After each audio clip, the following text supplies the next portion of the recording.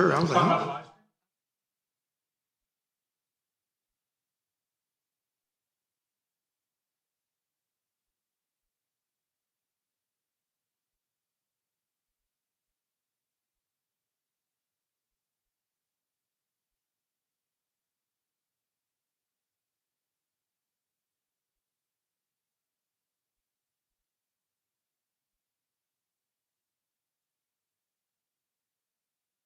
I'll finish setting up.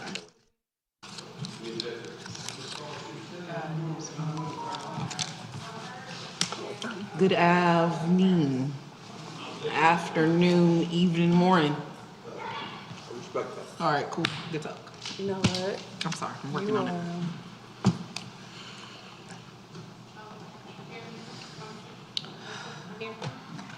You, Nikki, and Heather first.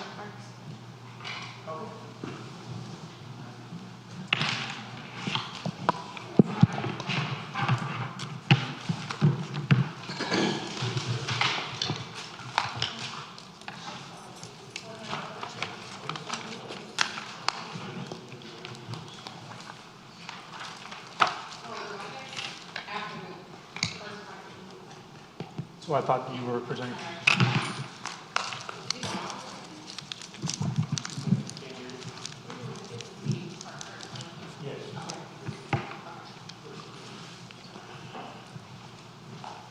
Ready? Yes. Okay. Good evening and welcome to the June 4th special called meeting of the Zebulon Board of Commissioners. This meeting is now called to order. Good evening again and welcome. Before we begin tonight's meeting, I want to take a moment to set the tone for how we will conduct ourselves this evening. As elected officials, staff, community members, we all share a responsibility to ensure these meetings remain respectful, productive, and centered on serving the people of our town. We recognize that there may be differing opinions, passionate perspectives, and difficult conversations, but we ask that all comments and interactions be made with professionalism, courtesy, and civility. To the public, thank you for your engagement and participation in local government. Your voice matters, and we ask that speakers remain respectful, follow the established timelines, and direct comments to the board as a whole rather than individuals, if allowed today. To my fellow board members, I ask that we continue to lead by example, listening intentionally, speaking thoughtfully, and treating one another, staff, and residents with dignity, respect, even in disagreement. Healthy discussions strengthens our community when it is rooted in mutual respect and a shared commitment to progress. We are all here because we care deeply about this town and its future.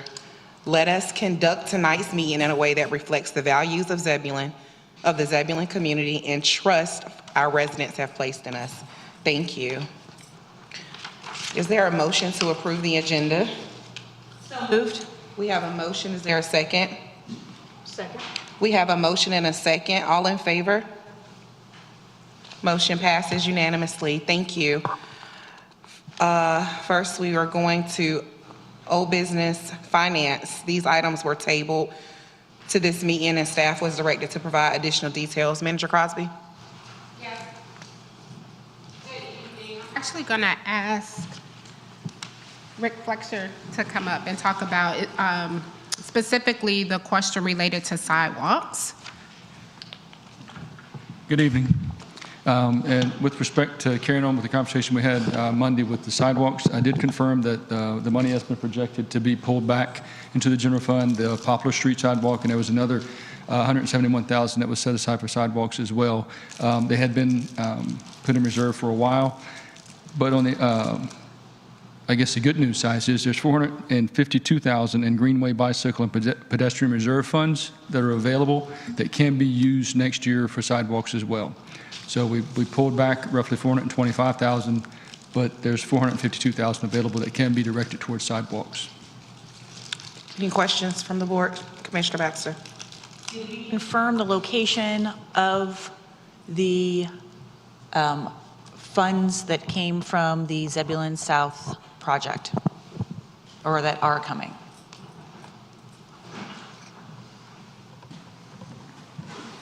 So the funds that will come from the Zebulon South project, excuse me, the way that the agreement reads, They're earmarked for either a shared use path on the Rendell side of the project or on the Wakefield side of the project. So it's accounted for in the sense that we're directed how we spend that money, where we spend it. And we don't have possession of that money right now. It hasn't been, Okay. not part of it, so. Great, thank you so very much. Any other questions from the board? Everybody good? Okay. Manager Crosby? So the 7 items, the first 4 are related to the capital projects to be returned to the fund. So the first 4 are to release those capital projects, and then the 5th item is to return them to the unassigned fund balance. And then the last 2 items, I'll have Bobby come up and talk about the last 2.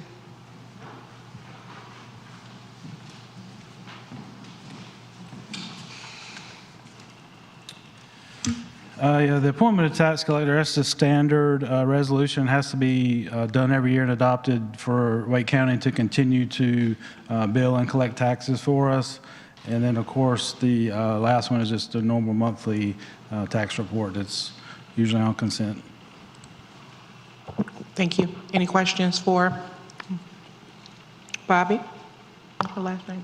Director Phipps? Any question? Thank you. Is there a motion? Are we ready for motions? Or do you have any other questions? Motions individually? Just approve A, finance.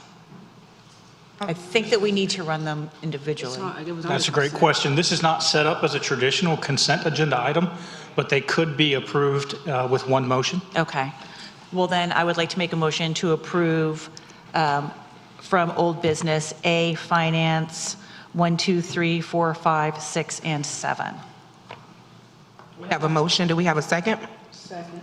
We have a motion and a second. Any discussion? Hearing none. Roll vote. Commissioner Baxter? In favor. Commissioner Adams? Commissioner Davis? Favor. Commissioner Roa? Favor. Mayor Pro Tem? Favor. Motion passes unanimously. Thank you. Right. Thank you. And now we are moving to Parks and Rec temporary closure for downtown. This item was tabled from a previous meeting. Director Long, thank you. Good evening. We were looking to respond to some interest in markets or similar type events in the downtown area, trying to do some pilot activities over the summer and early fall. We don't have specific dates, but I understand there might be some concerns about whether or not it's closing streets. We don't have the capacity to do additional large-scale street festivals beyond what we've already established, but we were more focused in the area of the alleys in the public parking lot, and I don't know if that answers your questions or if there's something else you might want to ask. Yeah, that doesn't answer my question. I'm not sure about the rest of the board. My question that I raised was, why do we need to close streets for a night market? I was speaking to Manager Crosby earlier, and I was under the impression that, like, if we have a night market or something like that, then it would be in the alley or it would be in a municipal-owned lot. So we're just really trying to wrap our minds around what's the need for street closures for even through August. So an alleyway is same as a street. It's how a vehicle transports unless it's noted as a pedestrian alley. And so if we close the public lot, it will limit access to that public alley where vehicles currently drive. And so as the ordinance currently reads, streets should remain open. And the way we alter that is by resolution, either that y'all authorize or that you authorize the manager to be able to make those closures. So we're just trying to keep it nice and clean, and that an alley, while it's not we're calling it an alley and not a street, but it is a way that a vehicle maneuvers, and it is a public vehicle avenue. Does that make sense?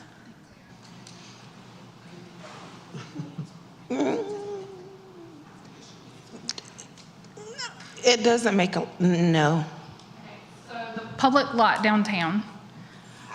It does make sense what you're saying, but what I'm not, let me see if there are any other questions from the board, because what I'm not understanding is, so we have alleys that, like the alley beside Creative Cup, the other alley, so Fall Line, we have those that we don't have vehicles going through currently. Correct. So would that not be the location that we would have these markets?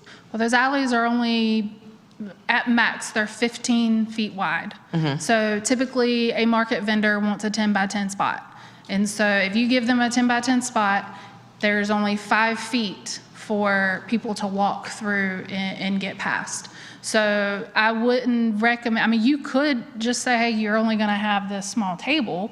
Could it effectively be done? Sure. Is it going to be the type of market the community is expecting? I'm not quite sure about that. So certainly we could focus on those pedestrian alleys, but we would be limited in size, but we would also be limiting the amount of space that the vendors would have. Okay. Any other questions from the board? So Dr. Long, are you stating that they would go, when she talked about the 2 alleys, are we talking about beyond those alleys, so into the regular pathways of the parking lots? Is that what I'm trying to visualize?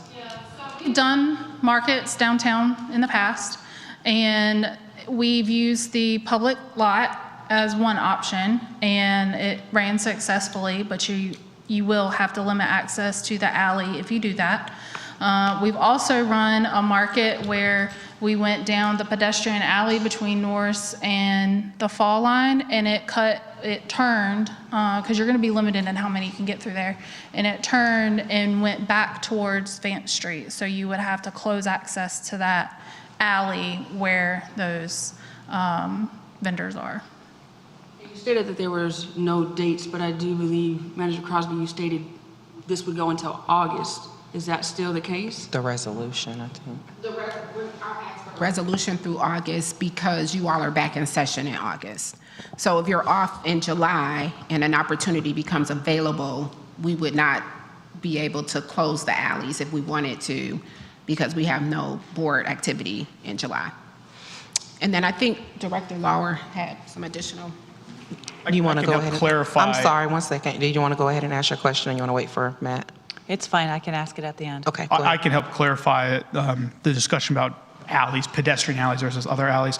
Our UDO nor our general code differentiates between a type of alley. There is just public right-of-way, right? And so even though alleys have been pedestrianized in practice, they're still public alleys per our UDO. And so when we talk about closing public right-of-way or public spaces, right, that is the way that our legislation is written, effectively, that's inclusive of parking lots, of alleys, no matter how the alleys are accessible. So just a point of clarification. I know there's been discussion here in the past about a pedestrian alley versus not. Those are implementation, that's implementation language, but that's not the legislative language that we have, that the parameters that is put on us. Thank you, Director Lauer. Commissioner Baxter? So one of the things that we're exploring is putting a night market down the alley that goes up to Vance Street, the one where everyone's keeping their garbage cans. Would not be my recommendation. Okay. My recommendation would be the public lot. If we were to run a market, I think that would be the most beneficial place for it. So can the verbiage read the public parking lot until August? Yeah. There you go. I think you would still need the 100 block of Eastern Arundel, the alley. Commissioner Baxter? I'm sorry, the 100 block of Eastern Arundel? Help me understand. The alley goes through that public lot all the way from Vance to Horton Street.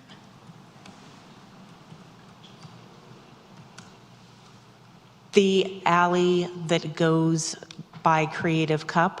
It goes behind Creative Cup, behind Debnam Hardware. So you want to close that street that goes from Horton to Vance. That alley that goes from that public lot down to Horton Street. Okay. Yes, I see. So that's what's going to be in the resolution as well as the expiration date of the end of August? If that's what y'all want. Yeah, so we can amend, if that's We'll the amend it to consensus that. of the board, to amend the resolution to say the public lot through that piece until the end of August. Okay. Yeah, okay. Any other questions you guys have for Director Long? For Manager Crosby? All right, is there a amended motion?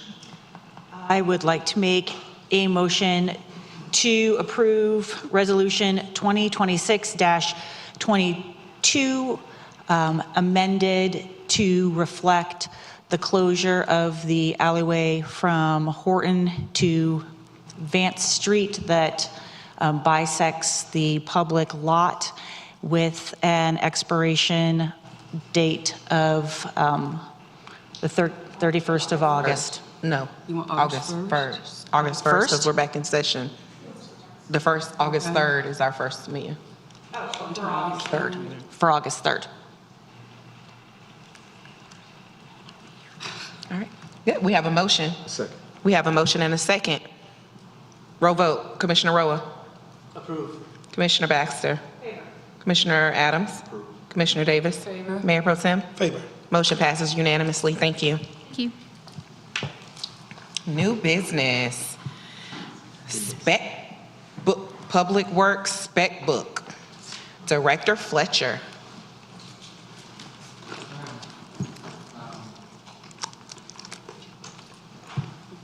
The spec book is a key component that we use here. I guess I can just read over the executive summary the way it was set up, so I can read this to you. The executive summary: the current manual is significantly outdated and requires modernization to reflect current NCDOT standards, regulatory requirements, industry best practices, and the town's own development processes. Updating this document is a high priority foundation project that will improve the consistency in development review, construction quality, and infrastructure acceptance. The background: the town's existing street and stormwater or storm drainage standards and specification manual serves as the primary technical reference for all public and private infrastructure construction within Zebulon.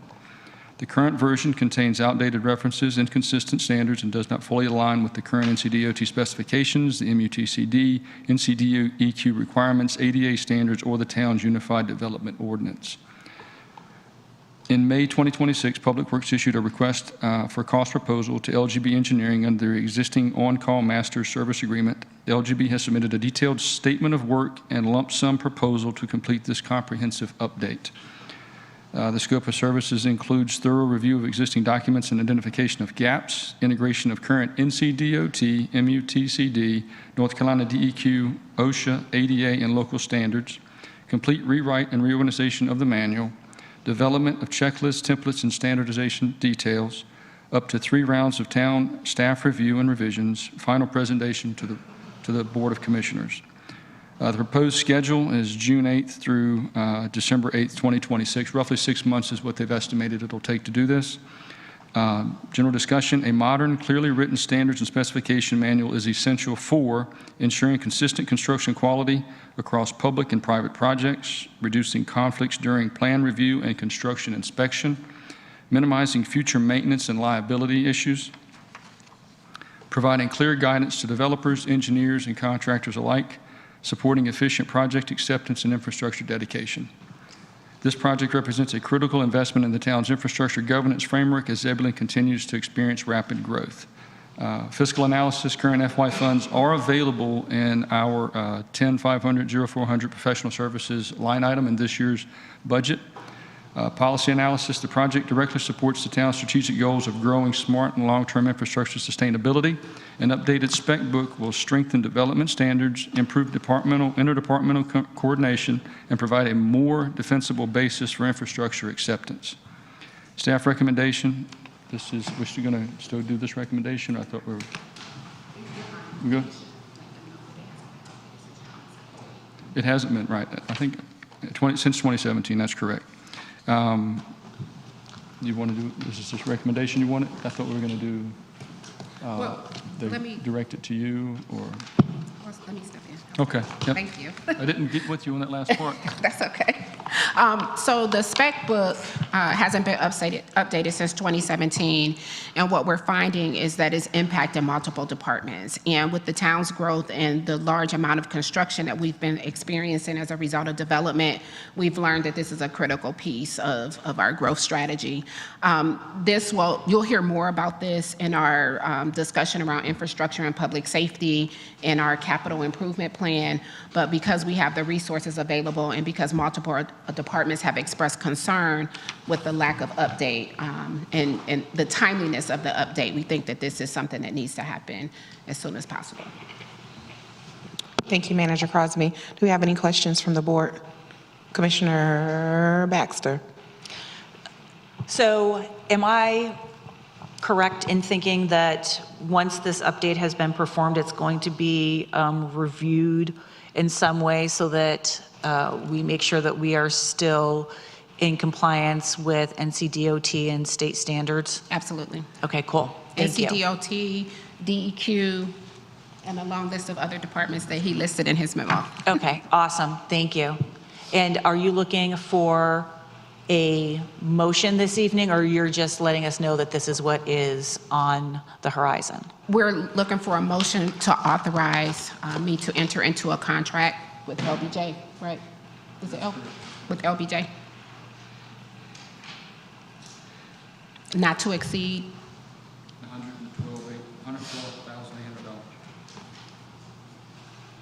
not to exceed $112,800. That's the quote that we received.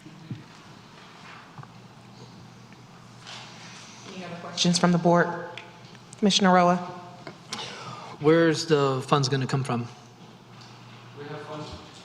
Funds are available in this year, one of our line items this year, 10-500, 0-400. It's professional services. We can use that line item to pay for it. Okay. Commissioner Davis? No questions. Commissioner Adams? No questions. Mayor Pro Tem? No question. You good? All right. Hearing no other questions, do you have a sample motion or we just need to, is there a motion? Make a motion to instruct the town manager to enter into a contract with LBJ Engineering for no more than $112,800 to create a street and stormwater drainage standards and specifications manual. Thank you, Commissioner Baxter. We have a motion. Do we have a second? Second. We have a motion and a second. Any further discussion? Hearing none. Roll vote. Commissioner Roa? Approve. Commissioner Baxter? Favor. Commissioner Adams? Commissioner Davis? Favor. Mayor Pro Tem? Favor. Motion passes unanimously. Thank you. All right. Moving right along. Manager Crosby, the floor is yours. Thank you very much. So today is our third budget work session. As you see, we have all of our directors here, and I'll kick off the session, but we will have the directors present going forward, and so I'll be here to fill in and answer questions as we go forward. But as you see before you, this is the 2026-2027 budget calendar. We kicked off the budget season with our first budget work session on March 26th. We then had the Board of Commissioners retreat in April, along with our second work session on April 23rd. And then from May 11th through May 14th, we had staff budget town halls. And also in between that April 23rd and May 11th date, we took some of the feedback that we got from the board retreat, and I worked directly with departments on helping to update their budgets. From there, we had town halls with the staff based on what we saw as the projections for the budget and some of the challenges that we were experiencing to allow the staff to ask questions. And then on May 28th, we issued the budget workbook. You all received that electronically, and then later in the week, you received a hard copy. We've also been receiving feedback from the community, and that is open until June 12th. And then, of course, today we have our third budget work session, and then on May 15th or June 15th, the public hearing and hopeful adoption of the budget. So what you will learn today is that our budget that we are proposing is $28.5 million. As you are aware, we had a $2.4 million structural gap. Initially, I reported it was a $3.2 million gap. One of the things that we found is that we double counted for healthcare expenses at about $800,000, so that helped to reduce that gap. We'll talk a little bit more about the use of fund balance and reserve to close that gap. And then also, we maintain the property tax rate. We did not increase the property tax rate. This budget is really about stabilizing the organization as we begin to look to see how we grow the fund balance back, and then also how we bridge ourselves through our strategic planning process. You'll also hear more about this budget being focused on preparing us for growth. You'll hear more about capital planning, financial controls, internal systems, and performance measurement.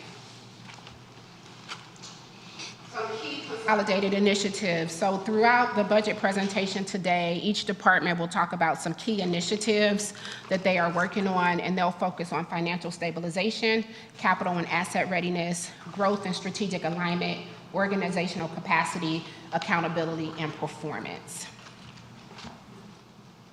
The stabilization budget really focused on ensuring that we continue to meet our core services and required obligations, prioritize capital needs and debt commitments, and then moving into the next year and preparing for our growth, we focused on our CIP, our facilities assessment, budget software, and other key planning tools to help us be more efficient and effective in our financial planning.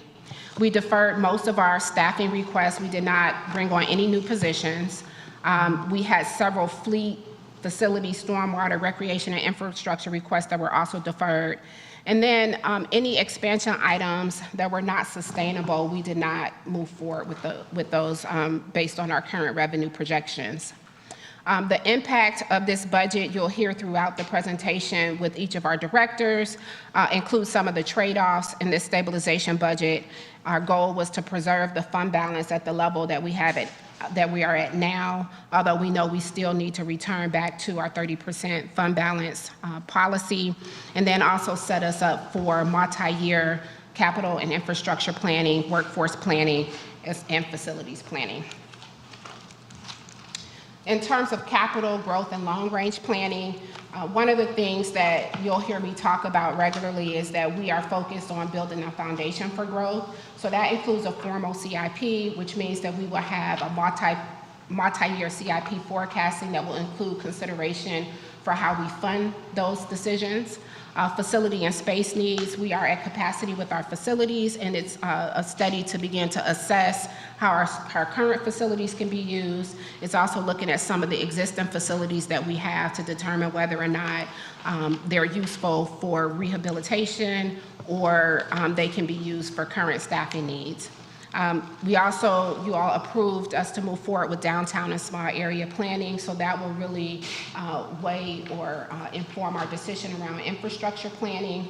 And then we continue to look at opportunities to use our restricted funding and our dedicated funding for different capital investments to support our capital needs. And the final thing is a strategic bridge. As you know, we are starting our strategic plan, and we plan to have that completed in February of 2027, and that will inform future budget years and priorities. Capacity, controls, and performance. From a workforce stability perspective, we are proposing a 3% merit adjustment. We're focused on retention, looking at ways that we can continue to support our employees through professional development, and then looking at opportunities for wellness and tuition assistance support. We kicked off an internal control audit a few weeks ago, and so we are looking forward to getting additional information on how we can improve and strengthen our financial controls, and that will be used to develop out a work plan to address any financial or internal control issues. And then this year, we also started a key performance indicator framework In your budget book, you'll see what that framework, how that framework is being built out. You'll also hear more from Tanya Eastwood about her priorities going into the next year around data governance and AI governance as well. And then I think we all know Heather, and that we've significantly increased our communications capacity. If you are standing next to Heather, you're probably going to be on social media at some point. And so she's done a phenomenal job of getting out the town's message. So we continue to focus on increasing our capacity there. And then also really focus on our operating discipline. And so the way that we structured the budget around department groups is a way of us looking at how we can strengthen our operations and then work together in teams to make sure that we are focused on board priorities. The fee schedule is also included in your book. You'll notice that there is a column for proposed fee increases. And if you look at that column and compare that to the previous year, you'll identify the areas where we've increased some service costs. That's primarily focused on planning and zoning and some stormwater fees, and then parks and recreation fees for after hours, nights and weekends. We didn't do a broad fee increase, but targeted fee increases, and we'll focus on looking at the entire fee schedule going into next year to make sure that we are recovering all of our costs for our service delivery and making sure that staff time and their operating costs are included in there. And then making sure that we are doing that in a way that continues to both consider the financial implications on our residents, but also our services. So going into this next part of the discussion, I've talked to you all about the departments being in service groups. So we've divided them into 5 service groups: the governing body, which of course is the town clerk, and the board. Jeremy will talk about that budget. The administration, which is the town manager and communications. We'll have Heather and Nicole talk about that budget. Internal services, finance, HR, innovation and technology. So you'll hear from each of those directors. Infrastructure and public safety, which is fire, police, and public works. Community services and quality of life. And then at that time, that's where if you all have specific questions for the department budgets, they'll be prepared to respond to your questions during their presentations. And if they can't respond, we will make sure that we get the information to you before June 15th. So we'll get started, and I'll invite Heather and Nicole and Jeremy up. Thank you. Any questions for Manager Crosby before we get started from the board? Everybody good? All right. First up, the governing body and clerk. Jeremy, before you get started with the governing body, I know that in this, we had looked at this draft and the board had wanted to increase salaries across the board for the board. And so talked amongst ourselves, and we are wanting you to decrease that. Everyone on the board has heard about this. And so we want to decrease those numbers. So just let us know when is a good time for us to let you know what we want those to be. Okay. All right, thank you. Yes, so with that point being made, these numbers include the original proposed amount we started with earlier in the budget process. I have the benefit of having one of the shortest presentations tonight, so Yay, and most of Jeremy. them are directly facing the board, so you guys have seen a lot of this information. To start off with, we have the service group snapshot. As you notice, those are some high-level numbers tied to your overall proposed FY27 budget amount, so $958,551, which will be adjusted with the change you just mentioned. Overall, you're about 3.4% of the budget, and you can see how that overall number breaks out between personnel and operations. Within the governing body budget, which includes the board and the clerk role, there is no capital amount set, no capital projects in the works. Our slide goes on to provide a couple of other bullet points about group role and the importance of where this budget and who it supports. And that's the formal governance, the public meetings, policy direction, and records management, among many other responsibilities. Our direction for FY27 is to maintain the governance readiness, improve overall tracking, and support strategic decision-making. And then finally, our discussion focus has been setting up the department's group budget story for detailed discussion, which we're going to cover some of that in the next few slides. Breaking down our FY27 initiative focus, there's 5 key areas. I'm not going to read them word for word, but I will hit some highlights. Essentially, the governance readiness, agenda readiness, meeting support. Some of that will be through the use of agenda management and minutes preparation software to take the archaic process we have and advance it a little bit. Transparency and access, public records have been a hot topic. They go up and down from time to time, certainly within the last 6 months. And that task looks like it may come back to the clerk role. So we're preparing for what that would look like next FY. And the last couple are of importance are the training and capacity. The clerk role and the board members have had a focus on trying to develop their skills and to better lead the community. So the budget prepares for some of that additional training and networking and resource connections. Finally, in the resource discipline, professional services, memberships, and governance support are within this budget as well, maintaining the memberships and the connections you have through the professional organizations. As we look at the highlights related to the budget and some pressures, we've got 4 of them on there. The budget is always stressed, but these are the key areas where most of your budget is going to go. The biggest chunk is $425,000 going primarily to attorney support under the pro services category. You see some increases on the travel and the 2 other key points. One is there's no election in FY27, so there's no budget amount for it. If we look at the pressures, we requested the addition of a deputy clerk because of the shift of public records back to this role and because of the growth of the town and the continued demand increase on what this office has to provide. That has been deferred for right now, so it remains a 1 full-time clerk role.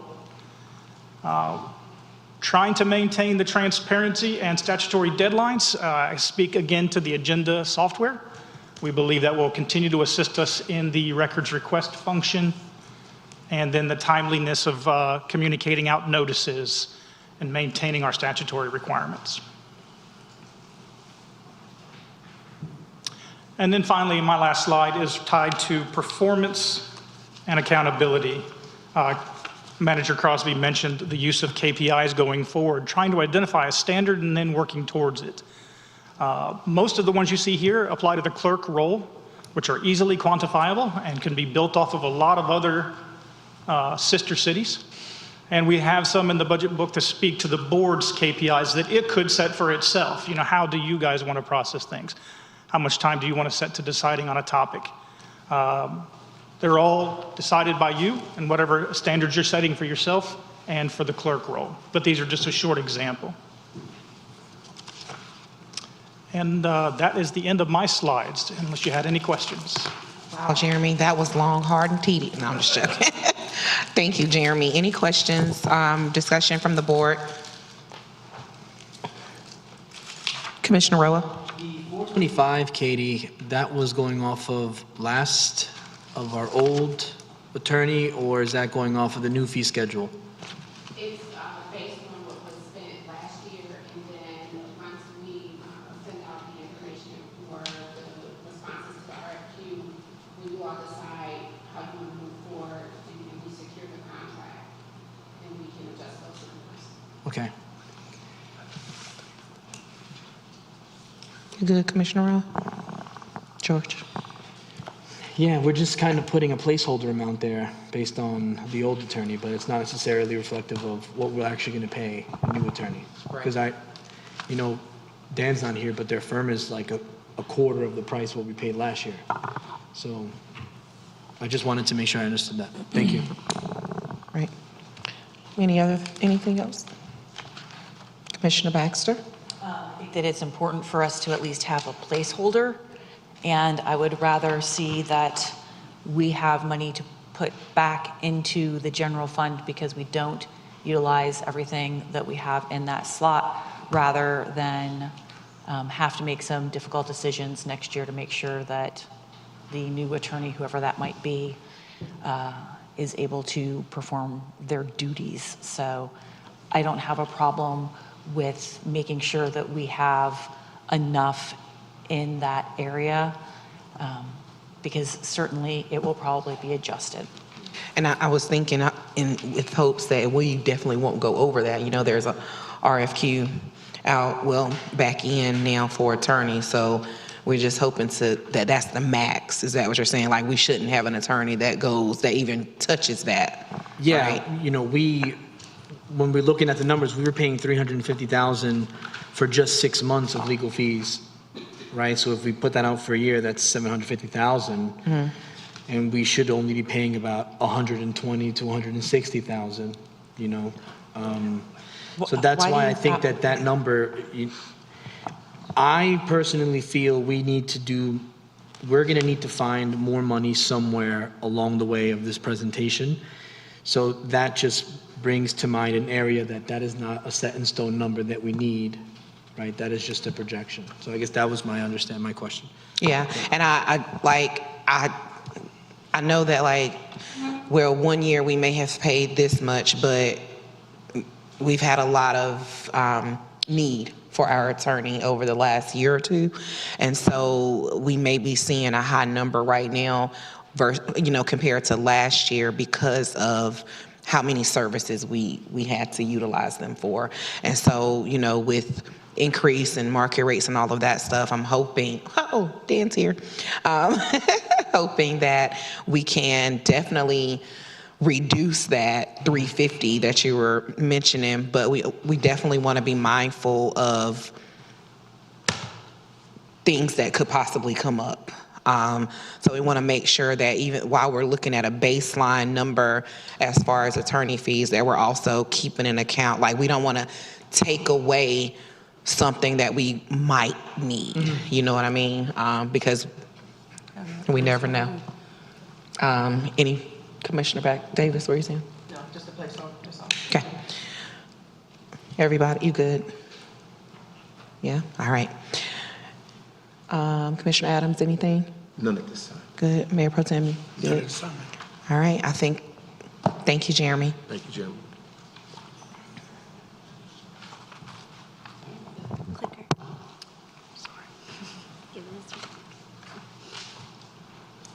Good evening, Mayor, Commissioners, Nikki Crooms, Executive Assistant to the Town Manager.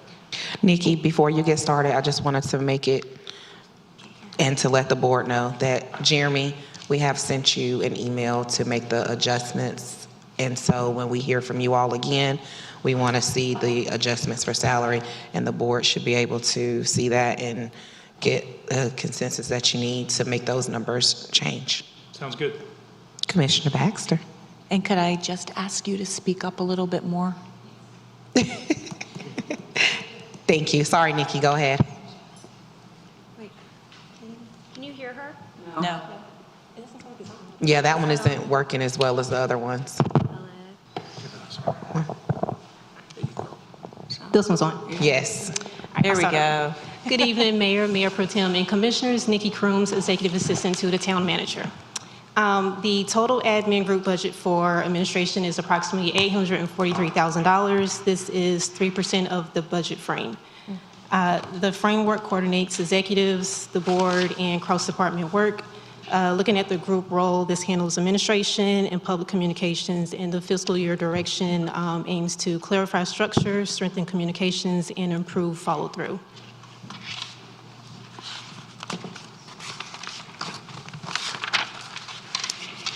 The fiscal year 27 initiatives focus areas are strategic execution. And separate. Jeremy, can you please turn on mic 11?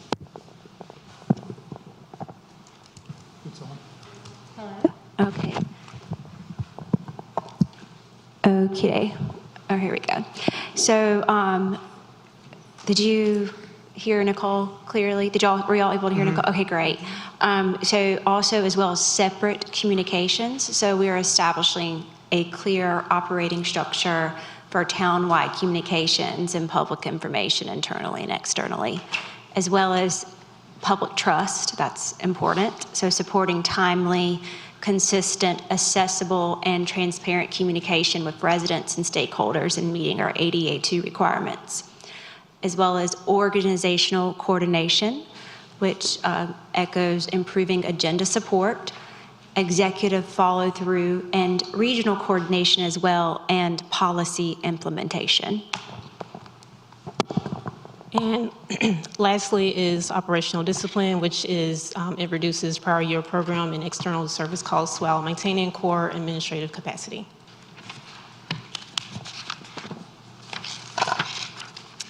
Budget highlights for the town manager's office. The budget consists of salaries, professional services, and 2 positions that are no FTE change.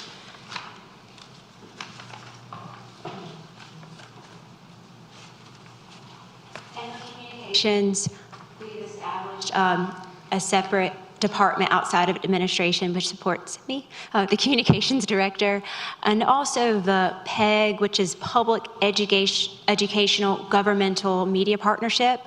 And that $85,000 is state funded, and it's only able to be used and utilized through state funding with the PEG media channels, which helps support our ongoing media, communications, and transparencies. And as well as supporting, outside of that, the communications department supports public information, our website services, our digital engagement, and crisis communications and content production. So stability, communication, and partnerships. Our departments, the administrative department and communication, support organizational stability, communication, and funding capacity for growth. The stability and policies, so we're maintaining executive coordination and follow through during a stabilizing year. Right now we're in the process of putting SOPs, which are standard operating procedures, in place, as well as internal and external policies. And we have a team that is set up for that. And then for communication, we are increasing internal and external communication that exemplify our town priorities, projects, and growth. And we're supporting clear communication channels internally and as well as externally as well. The partnerships and funding, we're focused on building regional partnerships with other agencies within our jurisdiction and other jurisdictions and our community partners. And we're focused on identifying grants in which can help support our town, as well as some of the operational establishments within our town as well that are focused on growth-related needs. And with that, we have key performance indicators, also known as KPIs, in which we have set up that lay the groundwork for how we are tracking performance on a quarterly and annual basis. Any questions? Any questions from the board? Commissioner Roa? Commissioner Baxter? No, thank you. Commissioner Davis? No question. Commissioner Adams? Mayor Pro Tem? Just wanted to verify that $85,000 that we're giving to PEG Media, that does correspond with Nightdale and Wendell too, correct? They do the same amount, is that correct? They do not use that same allotment of funds. They have their own that's given by the state, but they are a part of that PEG Media. Okay. There's several other municipalities and a county that is a part of that. All right, thank you. Yes, sir. Thank you. Heather, don't seem so excited to get from in front of us, okay? All right. Thank you, Heather. Thank you, Jeremy. Thank you, Nikki. Next, we will have our community services and quality of life team, and that includes planning, economic development, and parks and recreation. Our community services and quality of life team is really about the resident experience. So they'll be talking about some of our upcoming projects. Very exciting.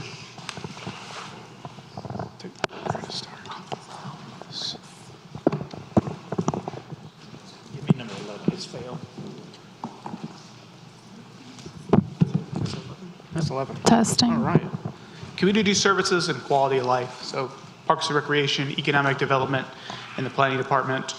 One thing that unites all of these departments is we kind of deliver both hardware when we think about planning for roads and parks and capital facilities, and also the software of the community, delivering services. So this is a great place to live, work, and play. Together, our departments make up 18% of the budget. It's a little over $5 million. And of that $5 million, there's about $600,000 of capital in this year's budget. Planning department is 1.3 million, Parks and Rec is 3.3, and economic development is a little under $500,000. Our core purpose together is all about making sure Zebulon is a great place to live, work, and play, managing growth while strengthening community life. And you'll see that theme throughout all three of our budgets. Some core subcomponents of those themes include growth, predictable development review, a predictable investment environment, strong partnerships with infrastructure, amenities, parks, recreation, making sure that we're all working together to deliver the types of amenities that people expect in a community in Wake County, and vitality. It's economic vitality in terms of strengthening our downtown, the health of our businesses, and ensuring that we're competitive economically, both locally, across the state, and given our position in North Carolina, nationally as well. The 5 core initiatives that our group is focused on include growth management, strengthening our parks and park programs, promoting and enhancing the vitality of our downtown, quality of life in the most general sense, and strategic readiness for the future.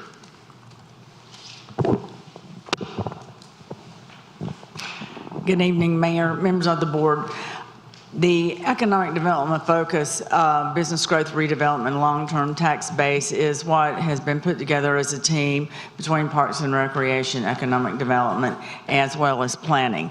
This is in an effort to cross, as Matt had stated, various areas of not only hardcore in the public eye, as well as something that's much harder to identify and reach often when we refer to quality of life.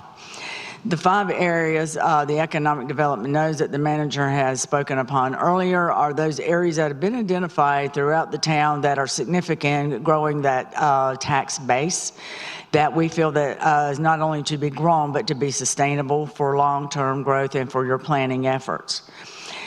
We also talk about the partnership with the Chamber to engage in businesses and community communication, and how and where Zebulon is growing. Communication, as we've seen, is extremely important. Not only lines of communication within our organization is the reason that we hope that this group here, this particular team, will be successful, but with our civic organizations, town organizations as well, and that we can create and understand what our businesses as well as what our residents are looking for and what their needs should be as we continue to grow. There will not be constant. Anything that we set forth right now because of the growth of your community will continue to morph and change, and that is necessary to meet those needs. When we speak of revenue and business alignment, we use business engagement to understand and support existing and prospective businesses. Well, one of the exciting things that we just had a meeting yesterday, and again, we talk about partnerships, and we're talking about working with the Chamber and other organizations and across departmental lines. What you'll see is that this gives us the ability to plan and see what the needs are of the business community now as well as in the future.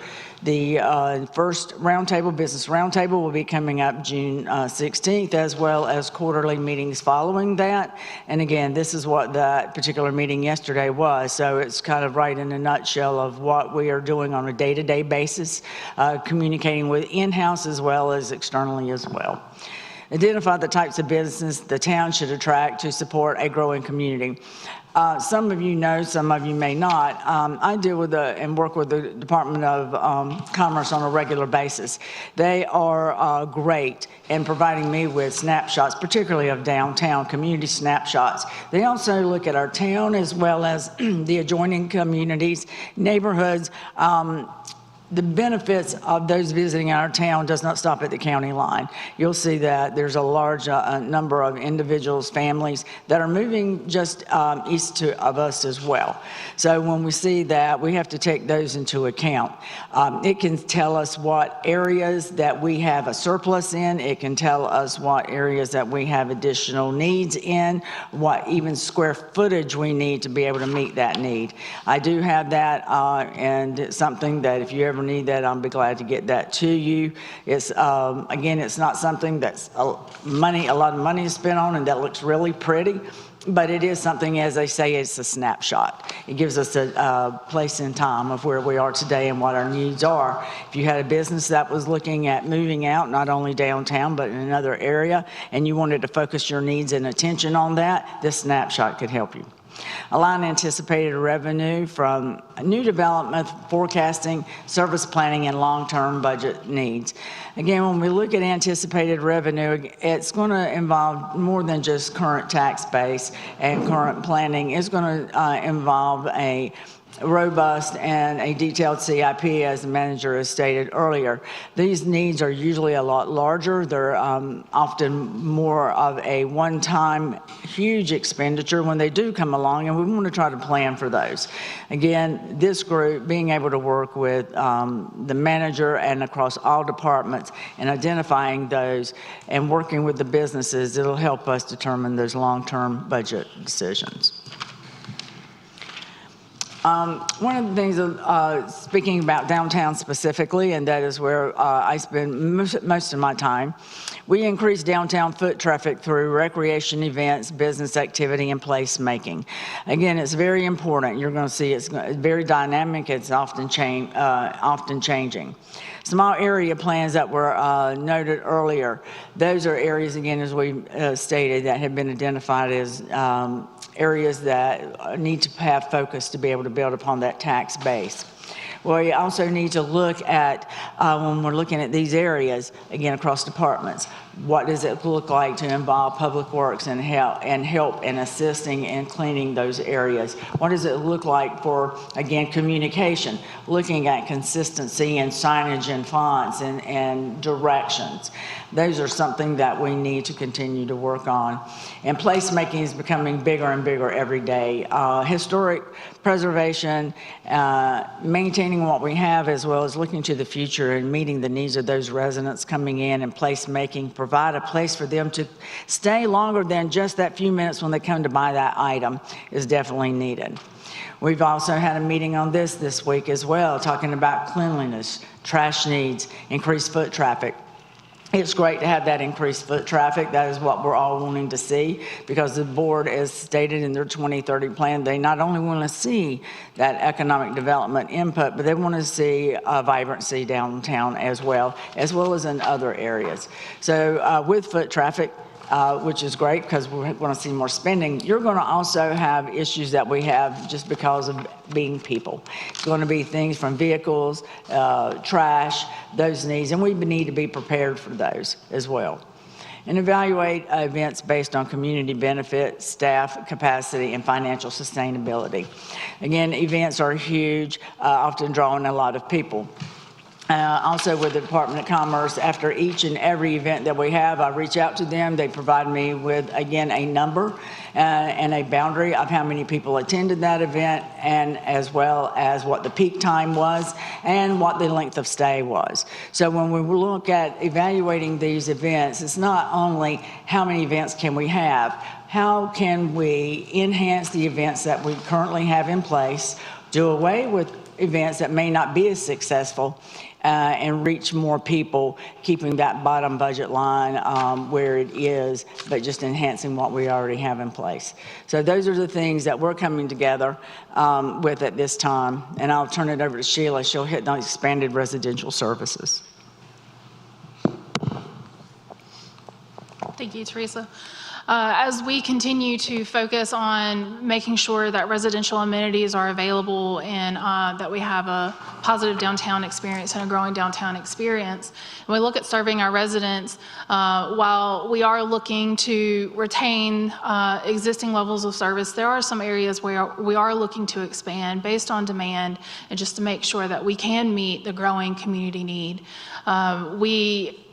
Some of the areas of recreation service expansion you see in the budget are just to keep their existing things like youth athletics, so soccer, baseball, basketball, to be able to keep up with that same level of service as the population grows. We're seeing an increase in those participation numbers. We are looking to add a youth volleyball league this year and some volleyball programming. And we also are looking to respond to demand for increased community center hours and programming there at our community center. And with that, I'm going to step to the next page where we're going to talk about some department budget highlights and capacity. Can y'all hear me? Yes. Okay.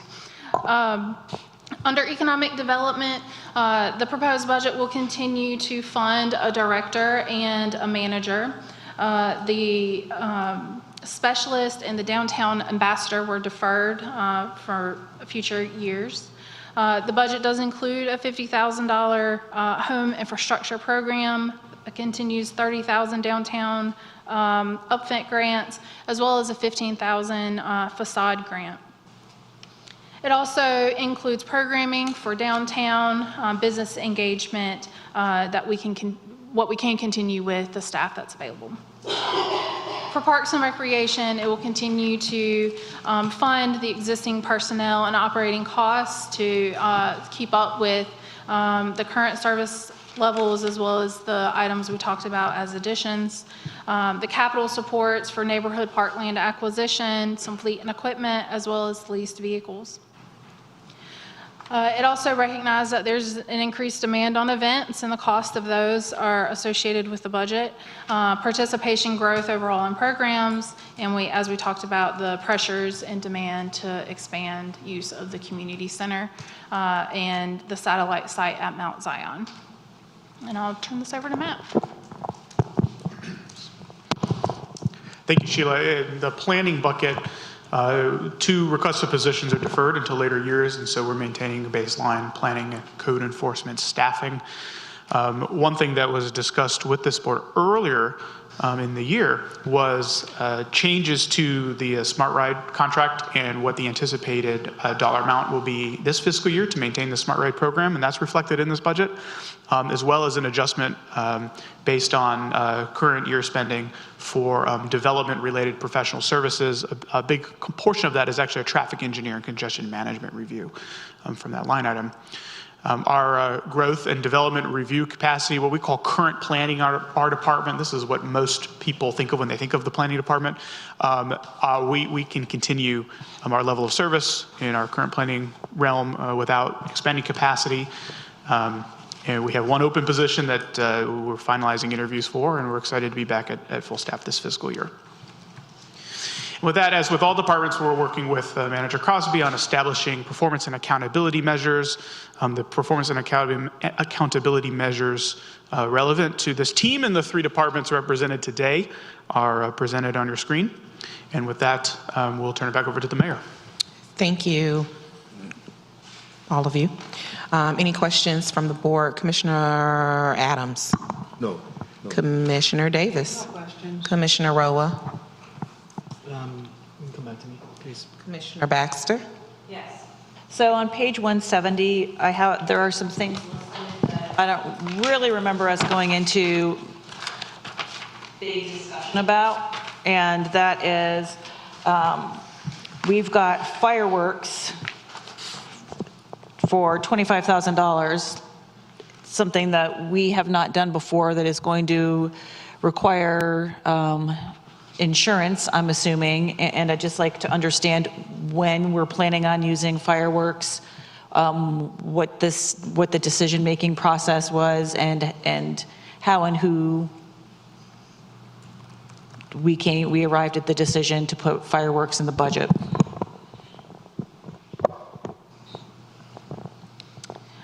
It was my understanding that there was interest from some members of the board that we consider a firework opportunity in the upcoming year.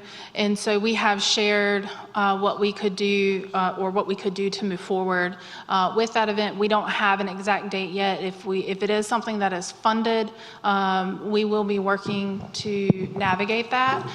We would work with a certified firework company. We have talked with one. I have experience working with firework vendors and firework events in the past. And so whatever vendor you would work with, we would make sure had the proper credentials, including insurance, that we would have a certificate of insurance, and that we follow best practices.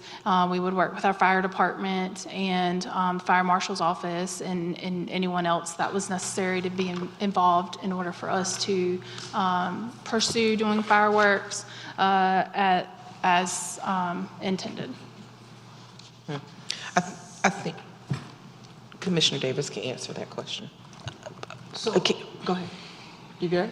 It was your question that you asked. Do you want Okay. clarification on the Yeah, fireworks? I mean, like, I just think that it's important that if we're putting things in the budget, that all of the commissioners should have an understanding of where that request came from and why, instead of it just popping up, because then it seems like we're trying to push forward pet projects. For example, the Seafood and Soul Festival, I know nothing about, really. So, I mean, like, it's in the budget for $20,000, and I really haven't had much of a discussion with anyone as to who brought this forward and why. And so I would just like to request that, could you please get to the entire board all additions to the budget that have been asked for by one or more commissioners, but not shared with the entire group of commissioners, because we're trying to make decisions collaboratively as a group, and I think it's important for us to have an understanding of where these items and requests are coming from. Thank you. Go ahead. So Commissioner Baxter, I will speak to regarding the fireworks. If we hadn't communicated, I will apologize. That was a discussion that I had with a couple of the board members, including some of our staff. It was an interest of partnership with our neighboring municipalities that we had talked about possibly trying to do this year. But the conversation unfortunately happened too short for us to be able to make it happen in July. I was not aware that it was going to be placed in the budget for next year, but that is where the conversation began, was just trying to look at partnership, working with our neighboring municipalities so that we could have more events. We don't have anything that's set towards the 4th of July, so that's where that line item came from. I did not know that it was placed in here, but I do agree that we will have more discussions, but it is something that I thought that we had communicated with across the board. So there are other municipalities that want to enter into a multi-municipal agreement with us over a fireworks display? So the original conversation was with the town of Knightdale. Town of Knightdale has the opportunity where they do something throughout the day, but they don't have anywhere where they can host fireworks.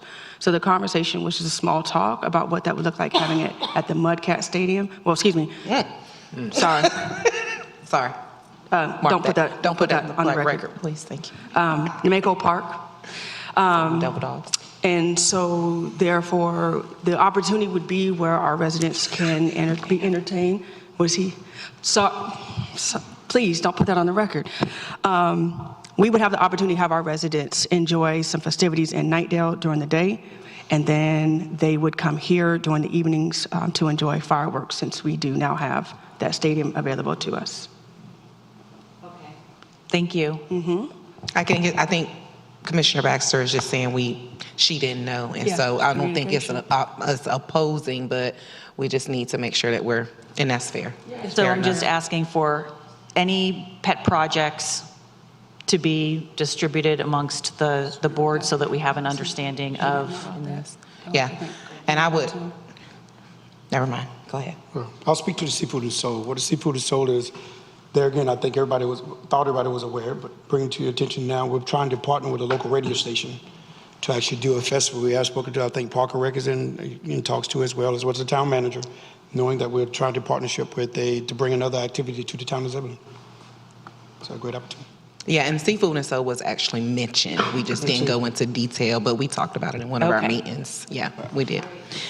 You're welcome. And I want to make sure that we redefine the projects as not pet projects, but opportunities for partnerships and collaboration within our region, because what we want to make sure that we're doing, and I think in light of all of us what we want to do is to bring more regional collaboration, to bring more opportunity where Zebulon can be a place where people come.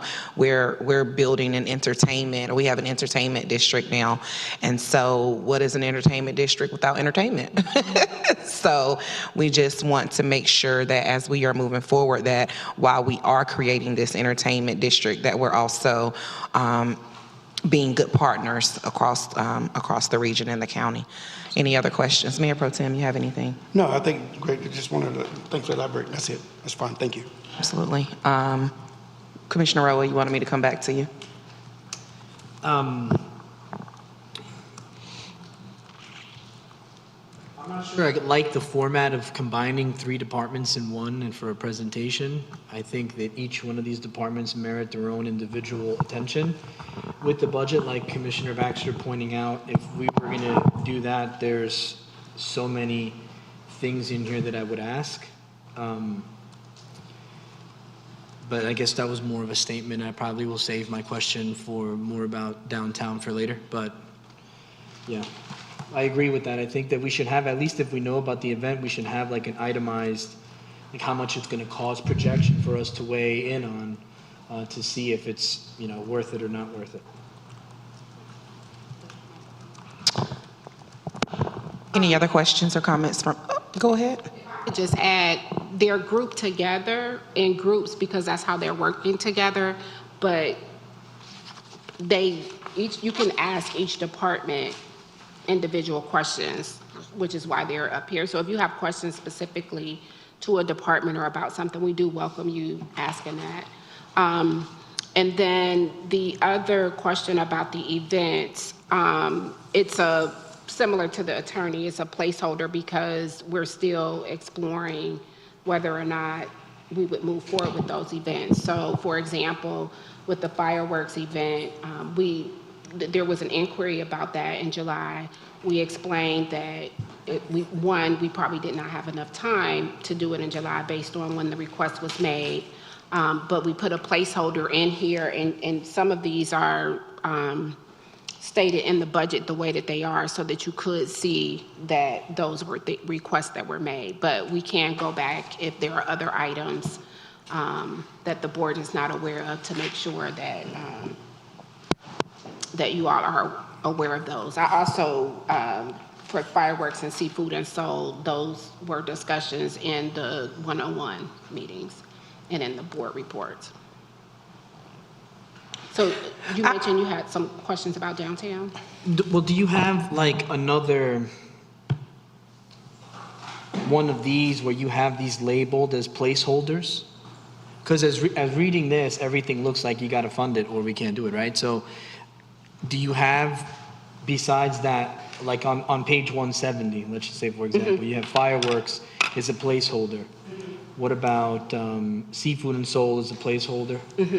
Is marketing and advertising a placeholder?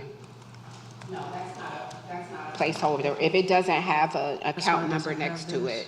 You see the Notice on the columns? left, your column on the left. I see, there you go. Yeah. Okay.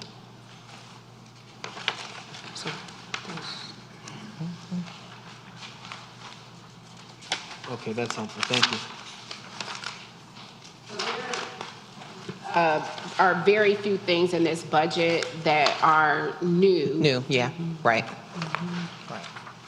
So what you were saying is like while the seafood and soda and fireworks is in there, it's not funded because it's not in a line. It doesn't have a line to be funded from right now. Well, nothing is funded. Right. Yeah, nothing is funded. This is a proposed budget, and essentially what we did is if there was a request by a board member, we included it in the budget, but there haven't been many requests from board members specifically. So that you see those two, most of the requests were related to Parks and Rec, so extending community service hours, which that's included, reflected in the personnel budget for Parks and Rec. And then the volleyball is new, and then the two events. Any other questions from the board, Commissioner Roa?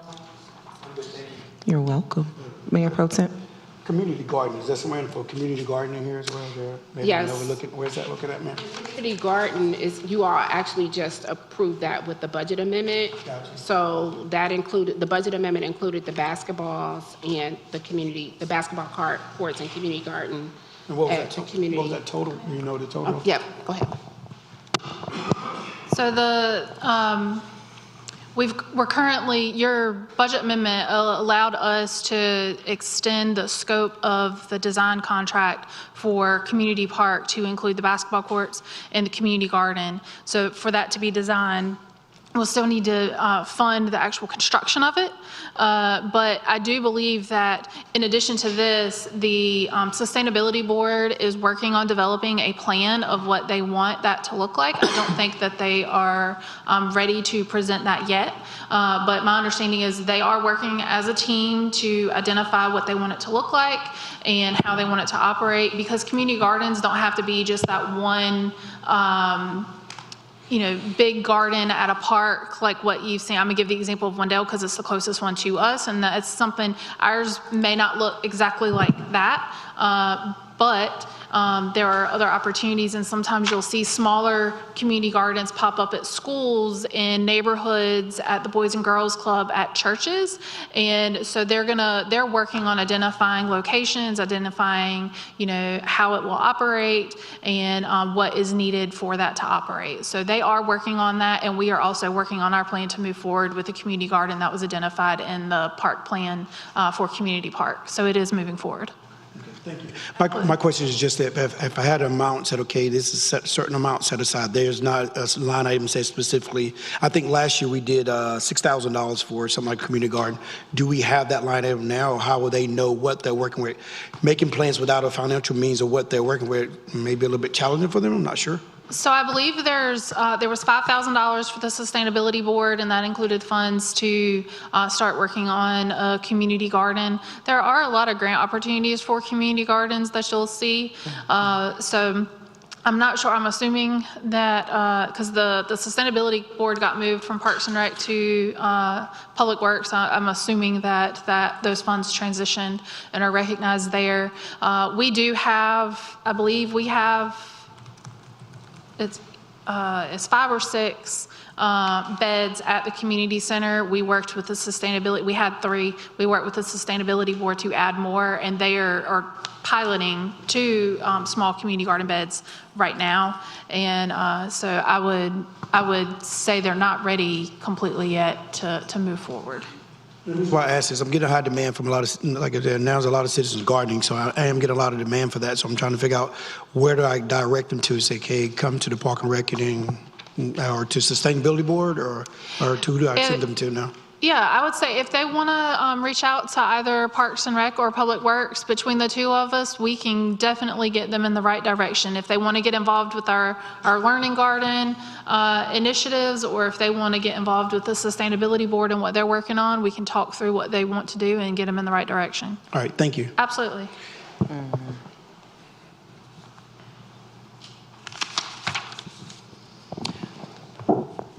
Okay. Any other questions? I do want to, just for clarification, make sure I'm fully understanding, with the 2 line items that don't have the account numbers, the fireworks and the seafood festival, so once the budget is approved, will these automatically be funded? If the budget is approved, it'll be a part of the special events. Okay, just want to make sure that, thank you. Can we get more information about what this Seafood and Soul Festival is, and a little bit more information about what the collaboration and what conversations and what commitments have been made with Nightdale? There aren't any right now, I don't think. There's just it's possible. It's something that, let me not speak to it because I'm not, but I just, like, it's not, there is nothing. It's just, is this something that you all think would be good and interested in for Eastern Wake County? If so, is there further conversation? So we're not locked in to doing this at all. We are just having conversations. Yeah. Am I explaining that correctly? Okay. Yes, and there was information included in one of the biweekly reports. I'll send that to you. Great, thank you. And one of your manager's reports? Okay, yeah. Oh, yeah. Yeah, I read that. Thank you, Katie. Any more feedback from the board? And seafood, and so what about it? I think she just wants to Just want more know. She just information. wants to know More what it information. was. That's also in the bi-weekly, but we'll send more. Katie's going to send more to her. Sure. On the seafood and folks, on the Seafood and Soul Festival, Parks and Rec and Police and Fire, I believe, have met with the organizer. We've not received follow-up. So right now, that's why it's just a placeholder. But several board members had indicated that was an event that they would like us to consider for the budget. Can you just, Manager Crosby, resend any information that you have sent that so that we can all make sure it's at the top of our list as we move forward and looking at this, please? Thank you. All right. Baxter, good? Commissioner Adams? No, I just told like about 50 people about the seafood and so on. So Easy. whatever y'all got to do. So you already marketing something we ain't approved? Jesus. Oh, my God. Commissioner Davis? No more questions. Thank Commissioner Roa? No, ma'am. Tim? No more questions. Thank you, guys. Thank you. Thank you. Thank you. Y'all need a break? Y'all need a break? We're going to take a 5-minute recess before we hear from our next group.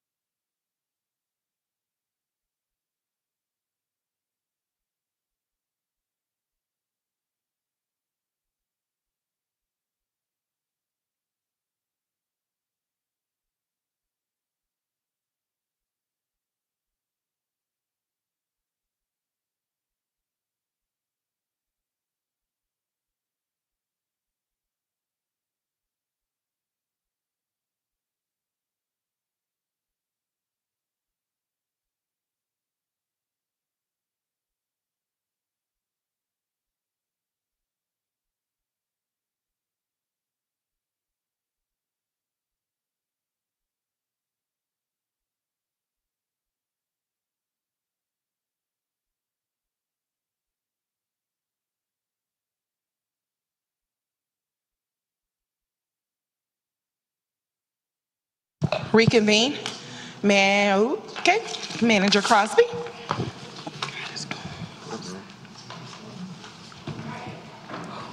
We have our Infrastructure and Public Safety Committee. So we talked about internal services next. So Infrastructure and Public Safety is really the team that makes sure that we have a safe community and we have the infrastructure or built environment to be able to support our community and their quality of life. So I will turn it over to Chief Perry. So on behalf of the Infrastructure and Public Safety Group, glad to be in front of you tonight. So our combined public safety, the police, fire, and public works represents just over 19 million in the budget, which is about 66, just over 66% of the total budget, which is obviously a big chunk of the budget that you're looking at tonight. Corresponding with that, that accounts for about 66% of the positions that have been allocated are through fire, police, and public works, providing staff working 24 hours a day through the holidays, weekends, nights, hurricanes, and all dates and times in between. So it's a big part of what we do towards that mission of maintaining safe neighborhoods, dependable public assets, and emergency readiness. The graphic here shows the breakdown by department. And those key aspects of readiness, the assets and the continuity.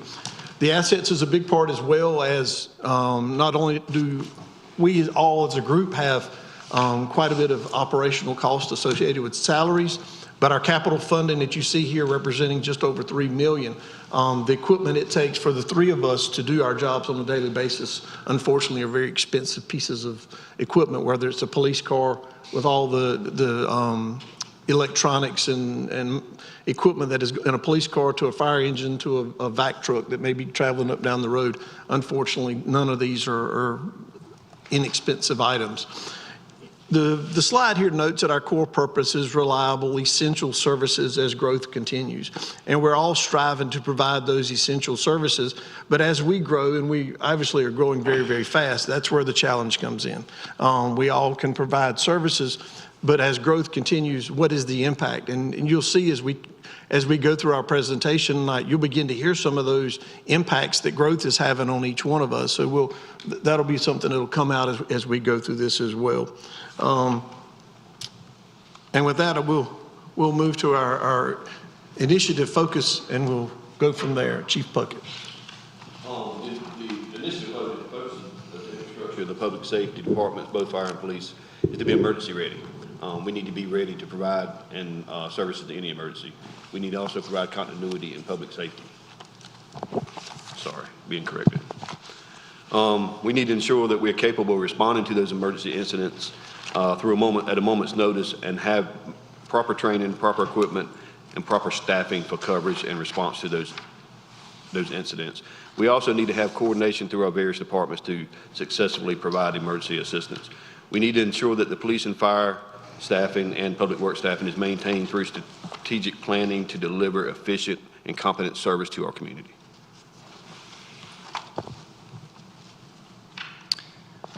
With respect to infrastructure preservation, the goal will be to focus on the proactive maintenance of streets, stormwater systems, public facilities, fleet, and equipment to protect the town's critical assets and ensure long-term service reliability.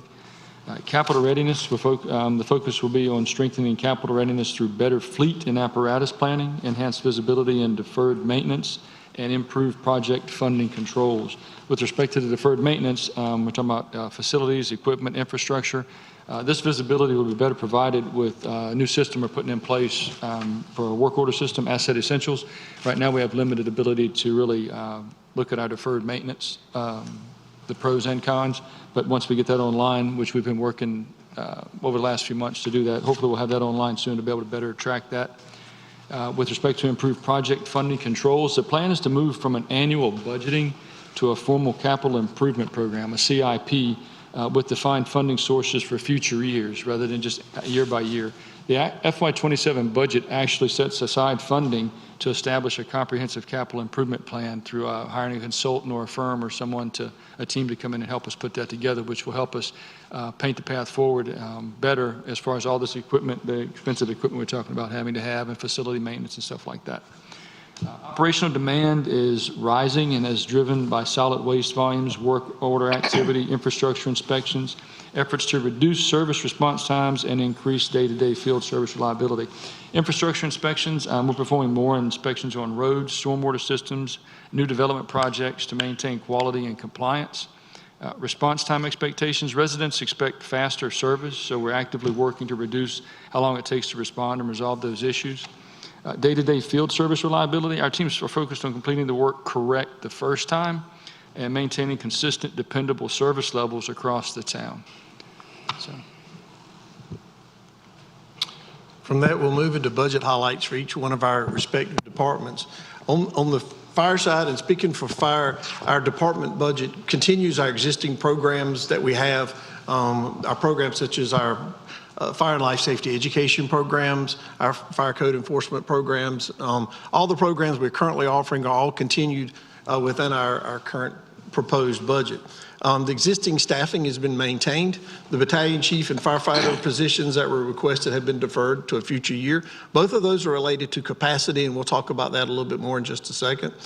Our stations start up, so for this fiscal year we're in now, we will start up and open our fire station being constructed behind us. So this budget includes a full year of cost associated with running that facility, and as we get it up and running and get to a level playing field of what it's going to cost to operate that facility in years to come. And then lastly, on the fire side is the fire capital, which supports our debt, which includes the ladder truck that we continue to pay for that was purchased back in 2019, the vehicle lease that we run for one of our administrative vehicle, and future fleet needs, as we've got one fire truck that is very quickly approaching its 20-year age, so we'll be looking to replace that very soon. So there's some fleet reserve capital funding in there as well.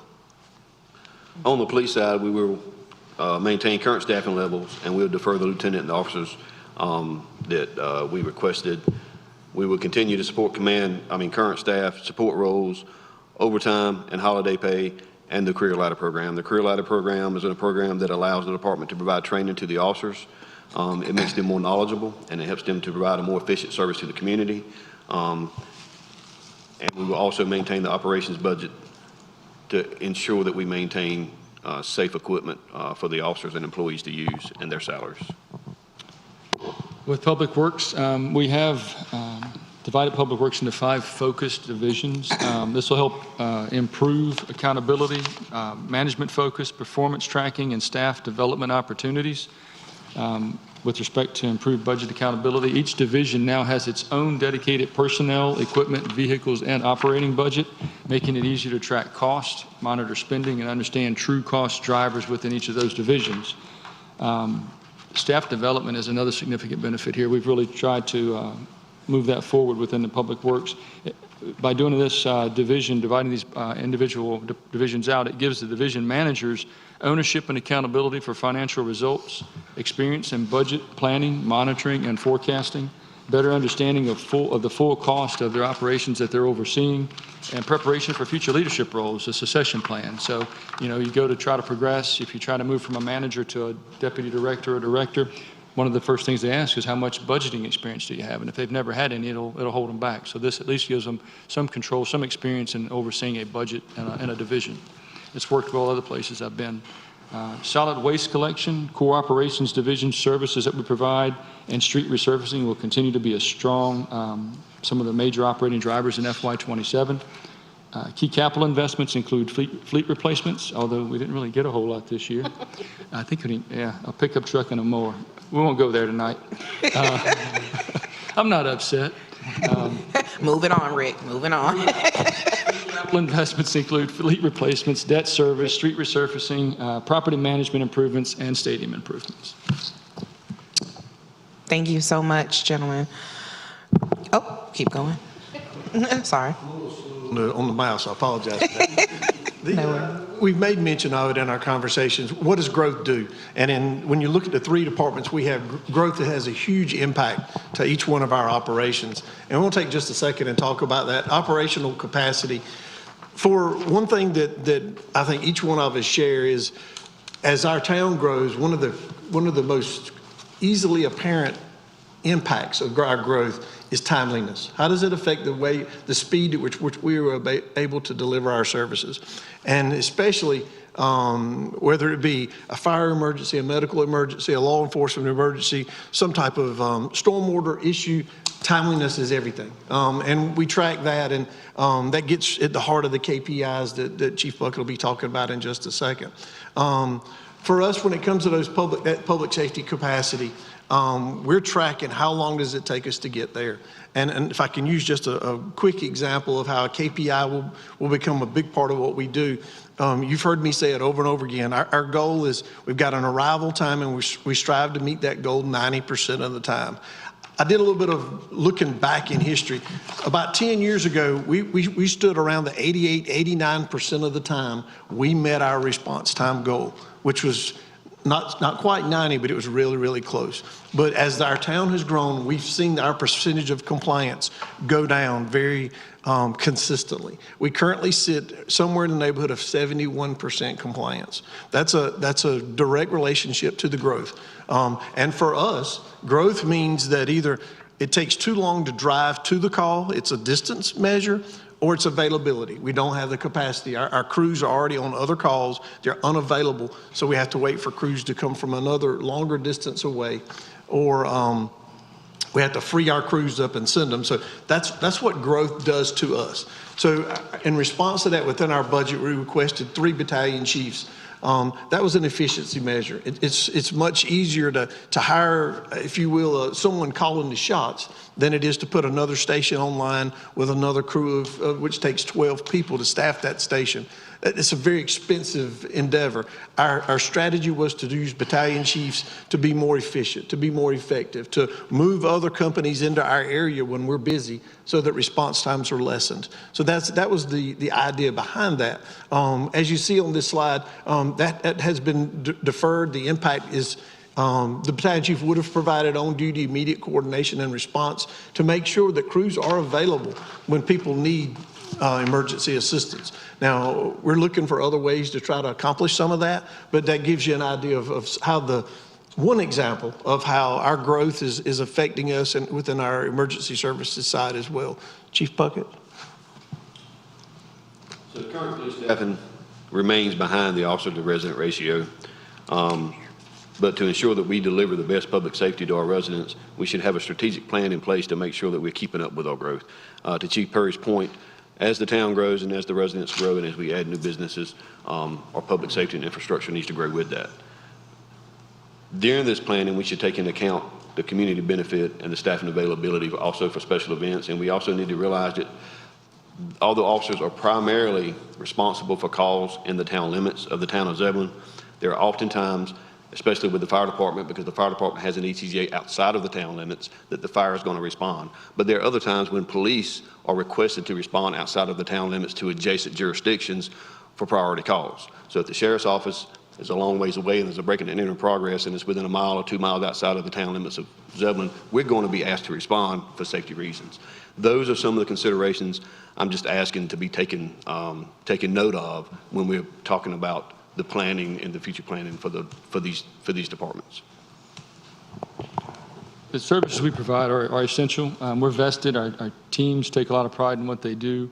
We're going to make it happen. We have to make it happen. Public Works, we asked for some positions as well to be funded to deal with some of the growth the town's going through. They weren't funded. But we'll make it happen one way or another by, like Chief said, through better efficient ways of doing things, which we'll talk about in a little bit. But with Public Works, we routinely balance essential daily services, weather emergencies, infrastructure projects, facility maintenance, and even support to ensure we continue to focus and provide those essential services that we're all talking about, but especially in Public Works.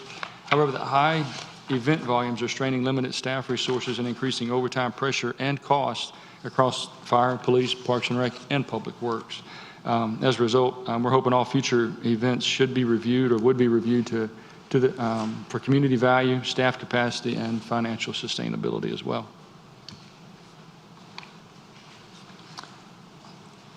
Standards, we can go into this a little bit further. This is going to talk to mainly the specification book, the spec book that we just approved to be funded. So this is one issue that has been resolved tonight, and I appreciate it. This is a big deal.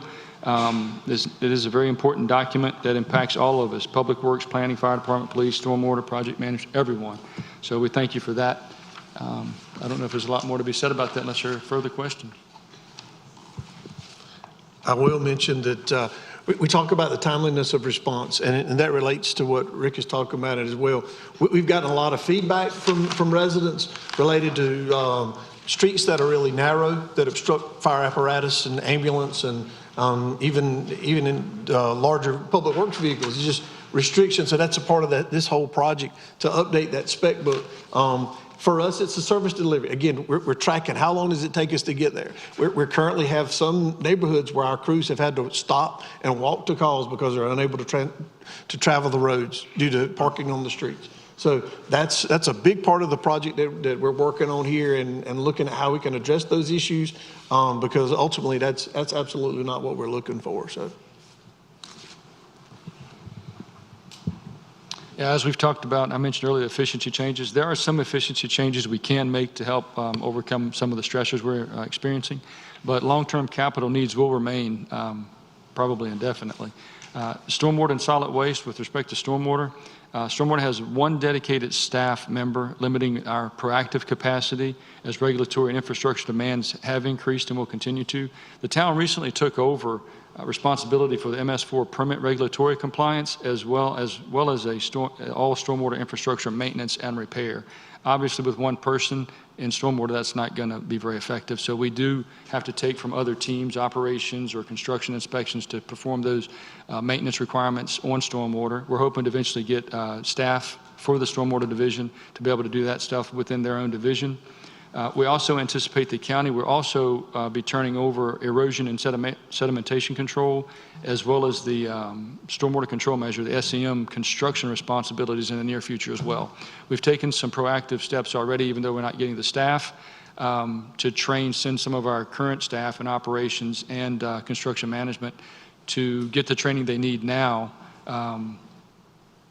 so they can be trained to offset some of the shortfalls we have in stormwater, so that we can still maintain the infrastructure the way it should be maintained.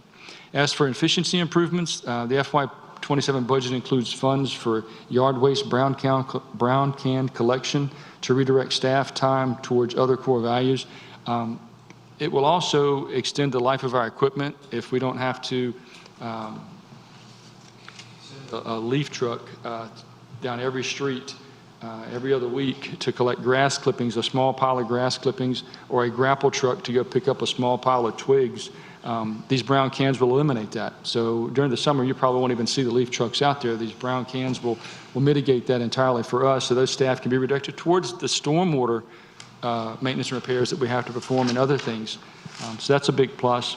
It'll also solve the curb and gutter issue we're having with debris, grass clippings being put in the curb and gutter, because no one wants to put them in the yard. It turns the grass yellow in the summertime. So right now, instead of having to go respond to those calls, with it being in the curb and gutter, which eventually gets into our stormwater system, it's a lot harder to get the grass and leaves out of our stormwater system than it is to collect them on the side of the street. And there's damage sometimes to the lawns too, with the grapple and the means of we have to pick up the small piles. We get complaints about that as well. This will mitigate all of that. Those brown bins are a plus in many ways. We're also talking about scheduling bulk pickup to improve route efficiency, reduce unplanned demands, and support fuel savings. Right now, every Friday, every week, our grapple trucks go down every street in the town. That's a big carbon footprint. That's a big waste of fuel. There's a lot of things that we can make more efficient just by simply having residents call in for their pickup, and we can have a map put together for the crews. And maybe we may send one truck out instead of two to go do the route, and we just go to the homes that have a scheduled pickup. We don't drive down every street, which is what we have to do now. So we're hoping, like I said, to offset some of the staffing shortfalls. We're hoping to be able to make things more efficient, more effective, and provide better service for the residents in the end as well. With respect to streets, facilities, and fleet, street resurfacing is funded primarily through power bill. The scope will be tied to our pavement conditioning assessment, the PCA. Right now in our budget, we have roughly $1 million that we're looking to set aside that we've asked for resurfacing this year, which is that's a big plus. Facilities will remain below current operational needs as the town continues to grow. We're all experiencing the growth problems. I don't have offices for all my staff either, so that's continued to be a problem. Vehicle and fleet replacements remain part of the longer-term capital planning discussion. A long-term, I guess that's why I didn't get any this year. I'm just kidding. I'll end on that note. I better be quiet. I'll go ahead and move the mic before he gets in trouble. I got the responsibility of talking about the performance key indicators, the PMIs. So Manager Crosby talked with all the directors about being able to manage or to measure our data and use that data for growth of our departments.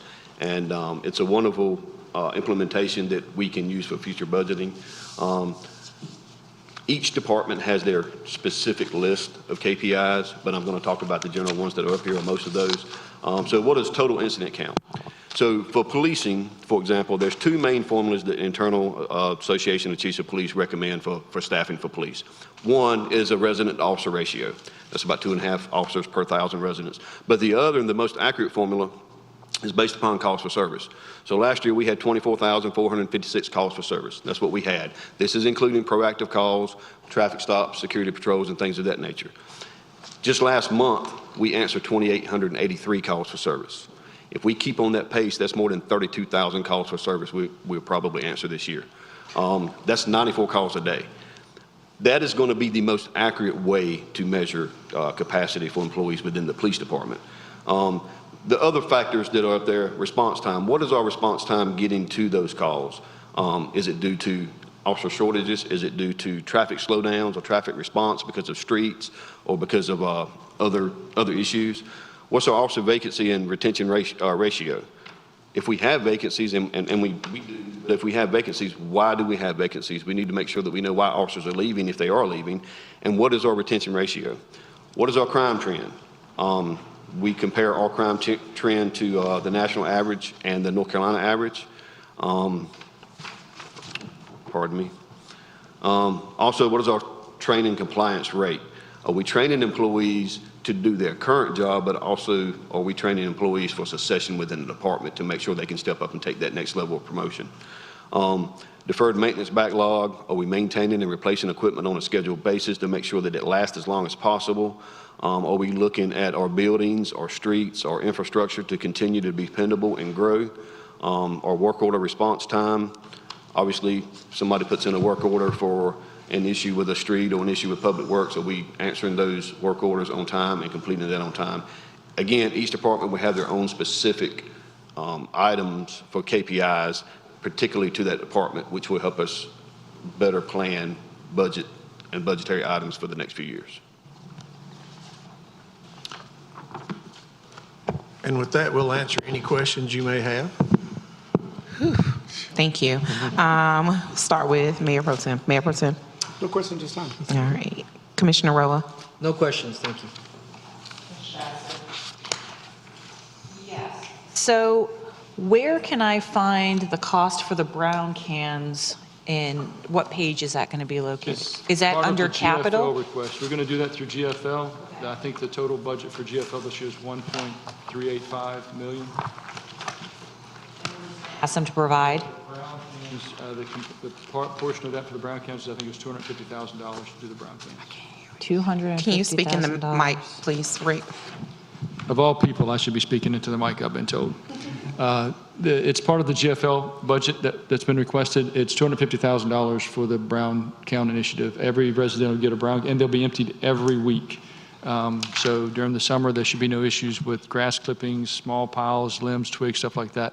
We will not probably have to send our leaf truck out at all summer. And just in the fall, the leaf truck. I mean, in the fall, it will be too much for the brown bins. For a lot of the properties around a lot of pin oaks and a lot of pines and stuff like that, we'll still have to run it, but it won't be to the same extent. The homes that just have small piles, they have smaller trees or fewer trees, the brown bin will probably handle it then too. It'll ease the burden on staff with the expanded growth and development for the new subdivisions and stuff we have.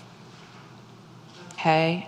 And Chief Puckett, What percentage of the contract services, $497,500, is attributed to flock? $21,000 a year. Okay. Most of our contract services, if I may, we're at the mercy of Wake County. Right. So we pay about $240,000 a year for 911 dispatchers to answer a call for service for the town of Zebulon. That's our part for the Zebulon Police Department. And then we also pay through for our RMS, report management system, and our radios also go through Wake County. So about $275,000 is made up of those issues of that money. Thank you. Can I chime in off yours, Commissioner? You're asking, but is that, she piggyback off of what she just asked about the flock cameras, does it include equipment or just maintenance of that? What is that like? No, what we do is we pay a certain amount for each camera, and the yearly cost is $21,000 for all the cameras. And those cameras have, and I have actual examples, many examples. For example, just a month ago, we had a stolen vehicle in Autumn Lakes. One of the dispatchers from Rocky Mount called me by phone. The vehicle was hit on one of our flock cameras at 3:15 in the morning. At 1 o'clock in the afternoon, 1:30 in the afternoon. Well, let me back up. So I spoke with our investigators and our patrol division and let them know that the vehicle was last seen at 3:15 that morning here in town. At 1 o'clock that afternoon, we located the vehicle in Autumn Lakes. We consistently get hits like that, but also if there's a shooting or a robbery, something of violent nature, those flock cameras come in handy for things of that nature. And when will those cameras, or what's the lifespan of those cameras? So will they have to be replaced anytime soon? If there's any maintenance or anything done on the camera, our contract includes that. So it includes all of the camera. They take care of all the camera equipment. They replace anything that's broken, anything like that. So all of that is inclusive in that contract. Okay. It's a total of how many? Can we have that conversation offline, just for security reasons? Okay. If you don't mind. Sure. Pretty much organized also. Okay. How many? How many, and then just kind of like, one of the biggest things of getting now also is that contractor between what we have, what that contract looked like, accessibility, and what do we have internal that controls those mechanisms? What is it that officers accessing when they can? What's the standard operation procedures? What we're getting at, trying to get a better understanding of that, Chief. For the cameras? That is correct. Correct. Well, and the only time we use the cameras are for criminal offenses. So if I may, let me look, and I've got it in here. So 2026, the cameras aided in obtaining a clear image of a suspect vehicle in a bank robbery. 26 also helped locate a vehicle that picked up a reported missing person juvenile. Alerted in 25, had an alert for a location of a suspect vehicle involved in an armed robbery and shooting. Helped ID a larceny suspect in 25. And I can go on and on, but I'm trying to identify the most prominent. Again, in 25, helped locate a vehicle that picked up a reported missing juvenile. Helped identify larceny suspects. It just continues to go as far as examples that were given. Aided in solving a bank robbery in 2024. So these are all flock camera examples. These violent crimes helped identify a suspect for a sex offense in 2023. So these flock cameras, what we're using them for is criminal activity. We're not using these flock cameras to monitor traffic. That's not what they're for. I hope that answers your question. Thank you.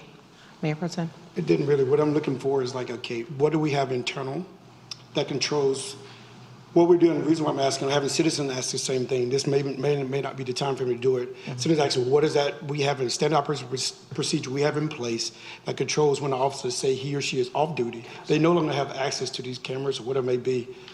Officer, and what we did, we had also some other municipalities that totally did away with flock cameras because of that. We didn't have standard operation procedures in place, just trying to figure out what we have internally.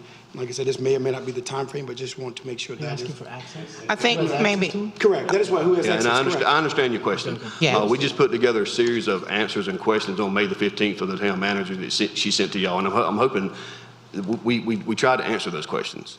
So you do, if I may, you do have that information, but I would be glad to have an offline conversation, and answer any additional questions. Okay. Yeah, that would be great. Yeah. Yeah. Thank you. And you good? Yes. Thank you. All right. Commissioner Adams? No questions. Commissioner Davis? No questions. Thank you. Oh, wait, I have a question.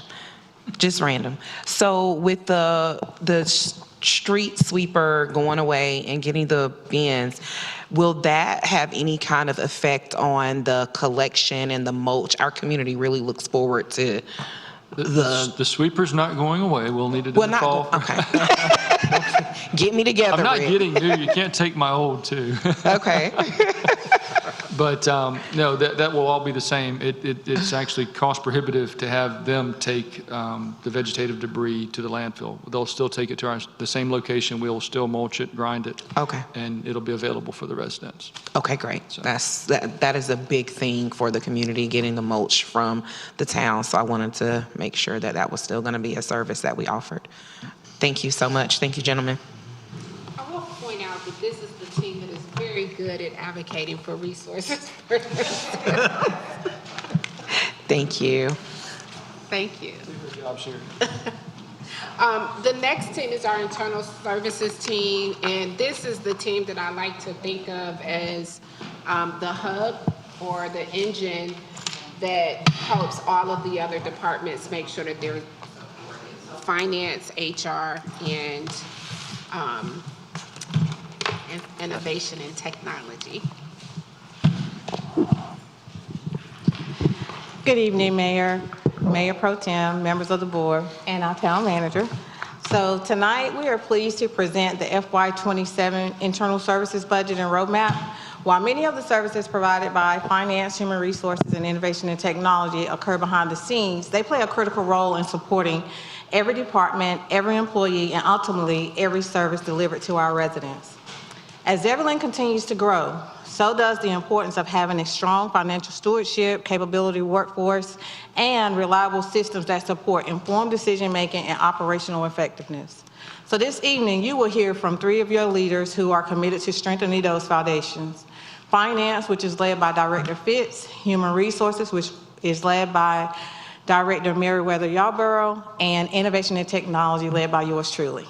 So together we will walk you through how these investments support accountability, workforce readiness, operational efficiency, and long-term sustainability as we prepare for the future of Zebulon. So we will begin with an overview of the Internal Services Group and our role in supporting the organization. Internal Services represent 9.1% of the budget of the general fund. So as you've heard, Town Manager Crosby has been committed to fiscal year 2027 as a stabilization year. With that as a focus, it is our goal to also lay a foundation for organizational readiness.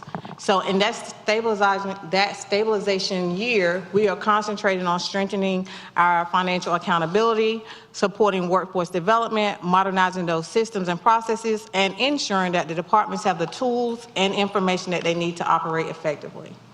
So finance is focused on transparency and controls and long-term planning. Human Resources is focused on recruitment, retention, employee development, and workforce stability.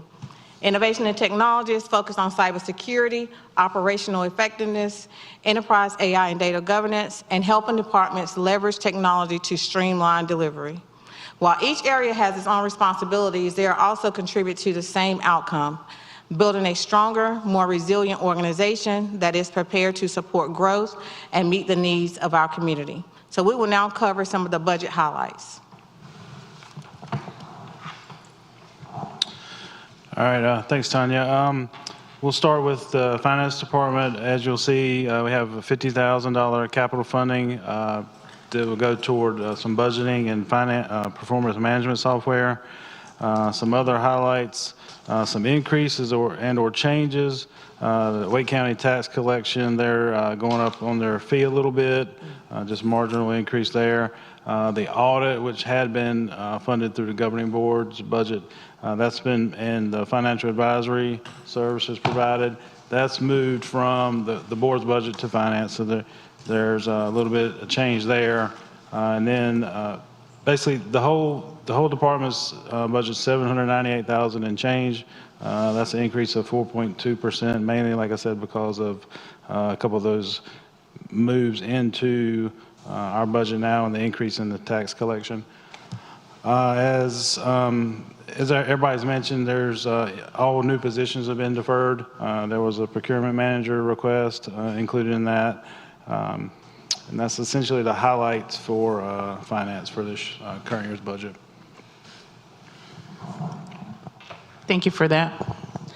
So retiree insurance and the internship program has been moved into HR for benefit and workforce development coordination. Also wellness initiatives and tuition assistance support, retention within the town.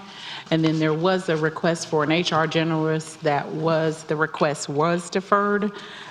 And as a part of the town's overall budget balancing efforts and funding constraints. While the need for additional HR support remains, we recognize the importance of being fiscally responsible and prioritizing available resources.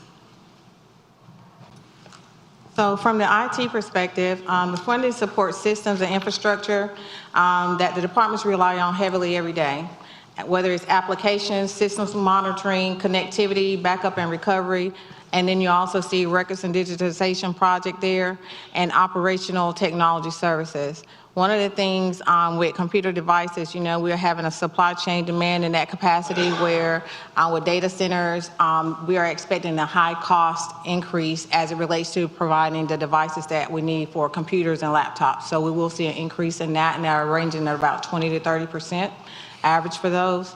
You'll also see that we had requested an IT technician position, but that was deferred.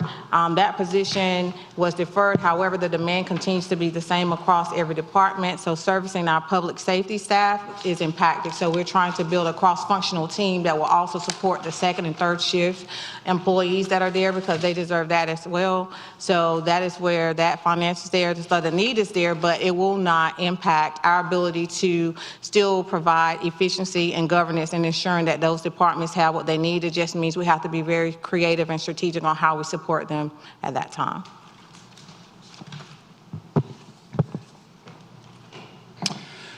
Just to address some system controls and capacity issues that all three of our departments kind of oversee. For finance, there's controls and finance systems. As Katie has mentioned, there's an internal control audit that's underway now. That should last for over the next few months. Purpose of that being to tighten controls and update manuals and processes town-wide as far as contracts, et cetera. And then the budget software that we're recommending is to help improve capital planning and budgeting procedures, so to streamline the process just in general.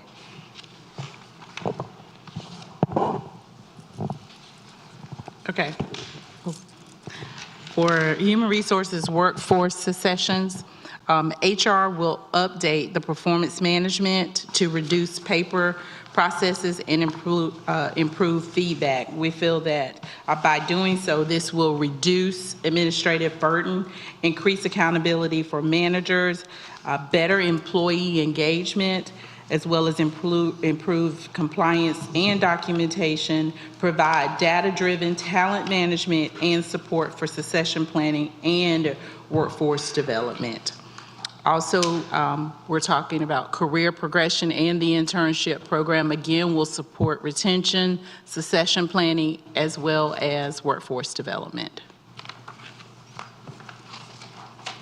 IT, our focus is not simply maintaining the technology, but also helping us operate more effectively and efficiently by better governance and data management, cybersecurity, and the resilience of making sure that we stay innovative as we continue to grow. So advancing the AI governance practices and implement systems that provide that. One example is our work order system. That way we'll begin to have collected data on how that is servicing and also linking GPS to that system. In addition to that, we do have a drafted policy for AI that we plan on rolling out 27. And that we also have a framework. We have an acronym that's CIVIC. We hope to bring that back at a later time, that we'll begin introducing that. And not only that, but the tools and how we will be responsible with leveraging the town's data.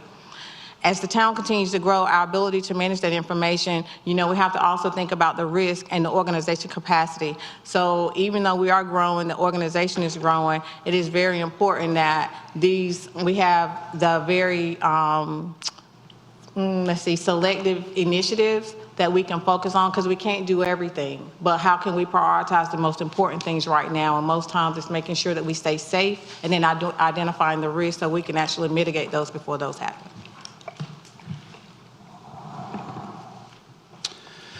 All right, so with all that being said, there's some initiative focuses in this proposed FY27 budget. First one starting with financial controls. I mentioned again the internal controls, audit readiness. Some may not realize the audit, for instance, right now, this week, we're starting the 26 audit, doing preliminary work. That runs through basically October. Not constantly, but it's over the course of about 3 or 4 months. So that, procurement discipline and financial system integrity.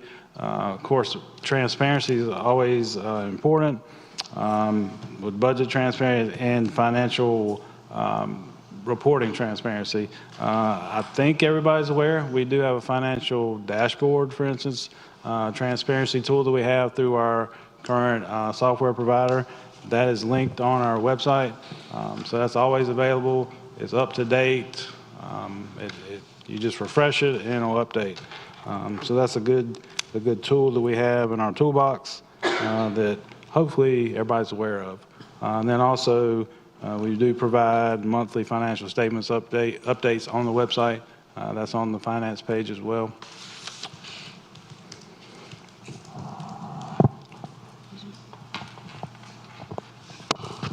So for workforce stability, as many of the departments have expressed, Zebulon is growing by leaps and bounds. We're the second fastest growing area in North Carolina.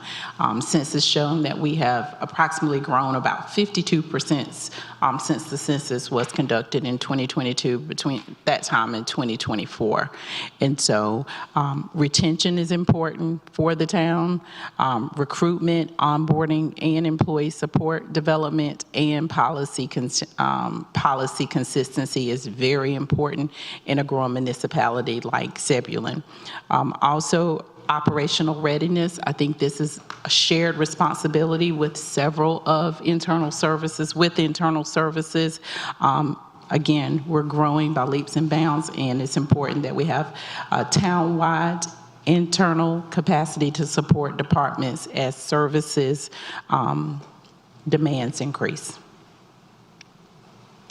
So with technology governance, we've spoken to them about the systems uptime. One of the things is making sure that our public safety always have what they need. So I'm not sure if you are aware, we have 2 internet providers. So there's a backup service for both of those. So just in case one goes down, we just have an example of some work being done downtown. Internet was knocked out.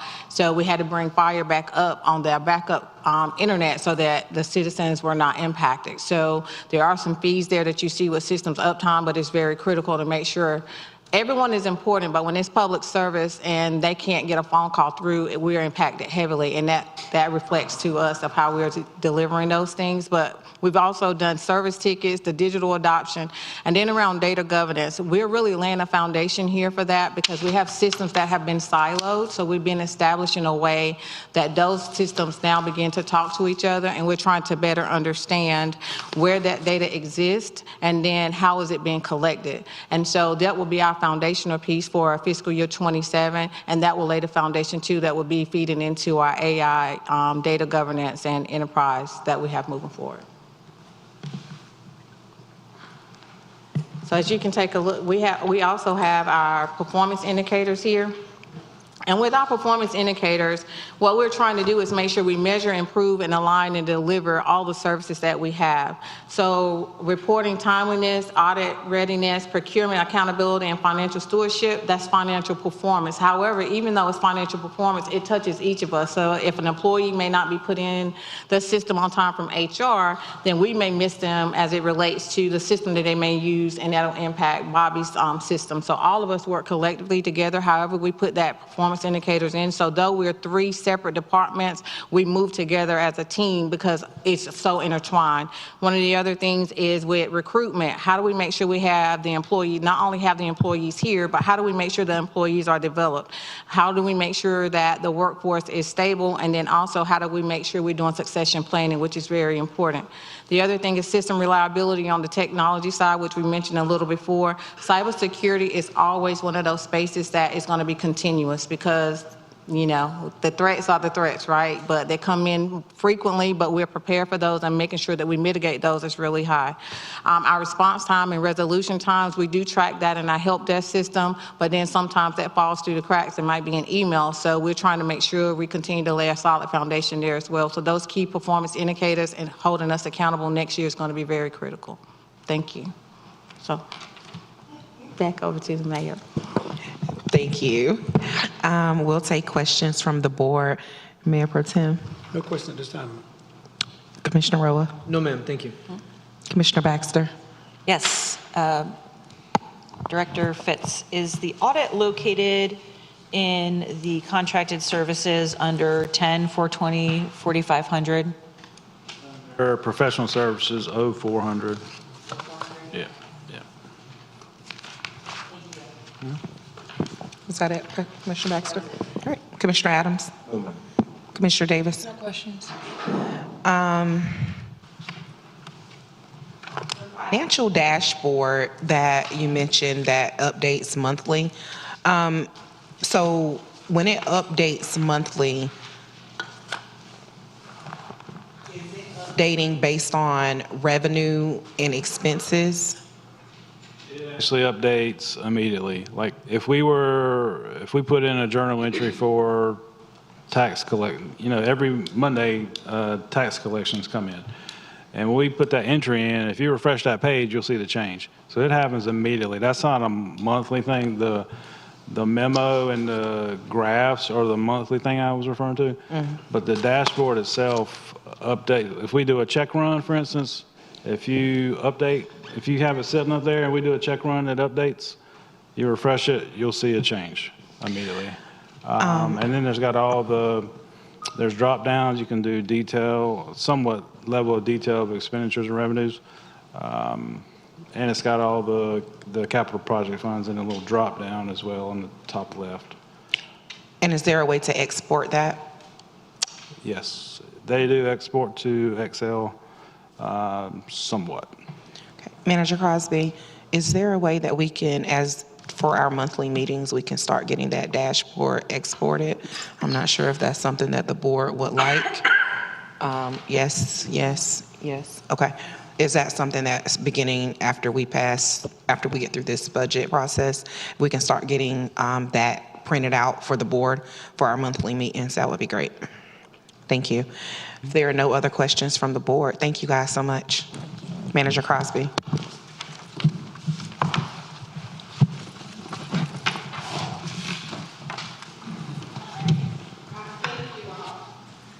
So a couple things I want to make sure that that you all take away based on things that I've talked to each of you about, or what I've heard from each of you, or things that I think are important to know. The first is, as we look into our key performance indicators, what we're doing now is beginning to identify what we can track currently based on the data that we have, and then what systems we have in place to establish record data collection. And so one of the things that Tanya has been working on with multiple departments are work order systems, so that we can better track how we're providing services to our community. So that will allow us to be able to track service delivery, response time, what services we are most frequently getting questions about, and then that will also give us information to inform the budget going forward. The other thing I want to make sure I highlight, and sometime in the fall, you'll get an update on our policy update committee, so our policy audit committee, or the PAC, where we're looking at all of our financial policies, or not just financial policies, but all of our policies across the board. I talked to you about that in our our one-on-one meetings, but we'll have an update to present to you on the first set of policies that we've been working on.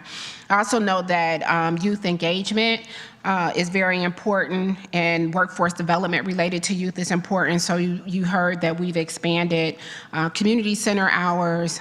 We are also looking at opportunities to expand programming. And then also the HR department is working on formalizing our internship program. We did reach out to the city of Raleigh to get some information about their program, but we identified, I think it's $55,000 in the budget for the internship program, and we're looking to formalize that.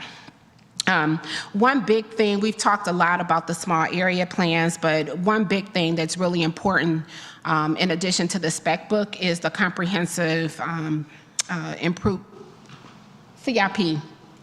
What's the I? I just forgot. It's capital improvement plan. But it's really important to have a long-term strategy around infrastructure, and that it's a comprehensive strategy. Right now, several departments have capital improvement plans, but all of those requests come from the same bucket. So that comprehensive strategy will allow us to have appropriate sequencing and prioritization for capital improvement, and then also help us to identify our funding strategy for our capital. And the other thing that I've been hearing from departments, either through my management roundtables or visiting the different departments, is the concern around career progression. And so one of the things that will be a priority for HR is not only looking at retention and attracting new employees, but how do we grow from within and create career progression opportunities for our employees. And then the last thing that I know is a hot topic is the Main Street program. So we are meeting with the Department of Commerce next week. They have asked us about renewing the program. One of the concerns that we have is our staffing capacity to be able to support the program. So we'll be having a conversation with them about that next week, and I'll have more updates for you. But before I move forward, I just want to circle back and make sure that you all have gotten your questions answered that you may have this evening while we have our directors here, or that I may be able to respond to. Thank you, Manager Crosby. Are there any questions from the board? Mayor Pro Tem? One question is, we normally leave a copy of this at the library. Can we get a copy of this, put it at the library, and a couple of, I think it's library and Wells. The chamber, library, the chamber in here. Do we have those in those places? Hey, that's my fault.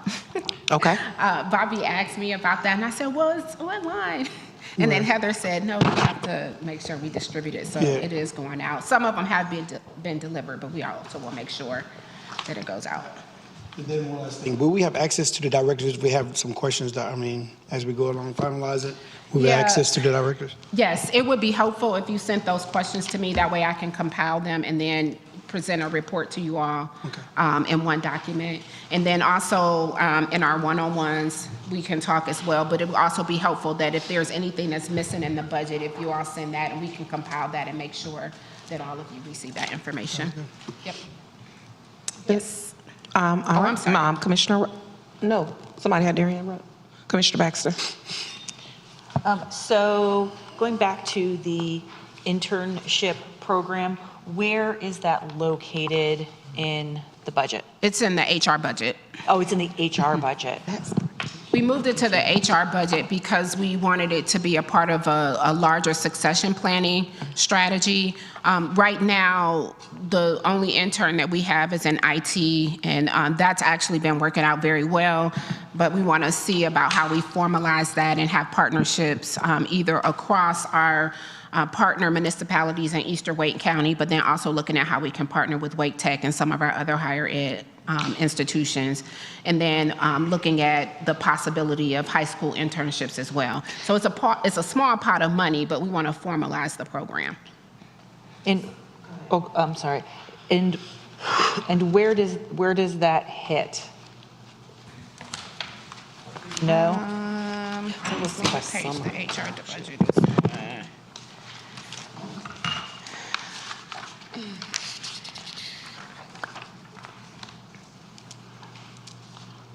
Because we're looking at 154, correct? 150. 2024. I have to go back and look and see why that's not showing up here.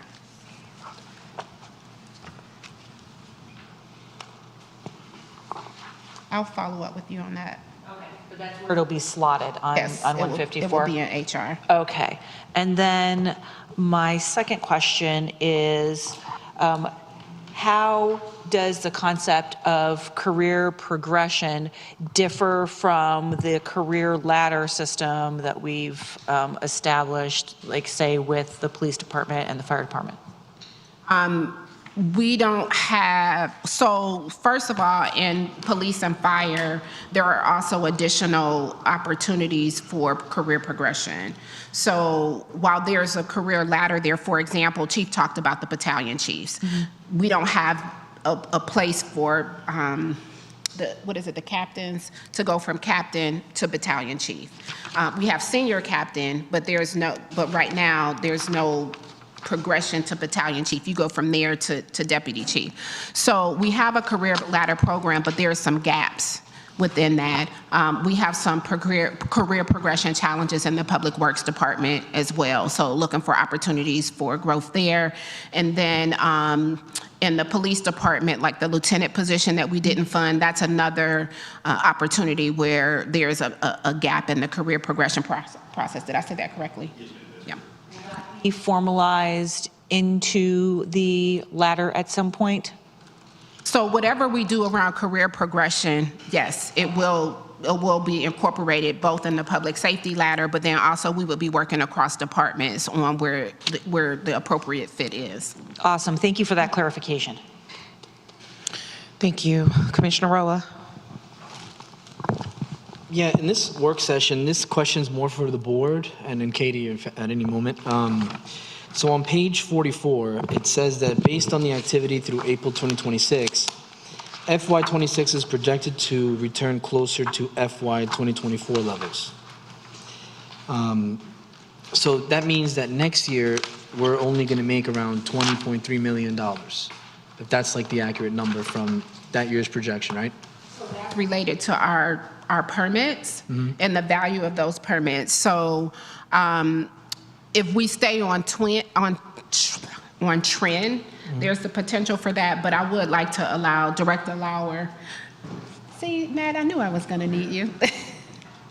So yeah, I'll just continue asking the question, but so when we're deciding on the budget, right, as a board, how much do we put into weight what the budget may look like the following year coming? Because, for example, if we are in a structural deficit now, which we are, right, 2.4, and we're taking the funds out of capital expenditures to fill that structural deficit, and we're not raising taxes and we're not tightening any departments, next year, we're not going to have the same capital expenditures available to plug the structural deficit that is just going to carry over.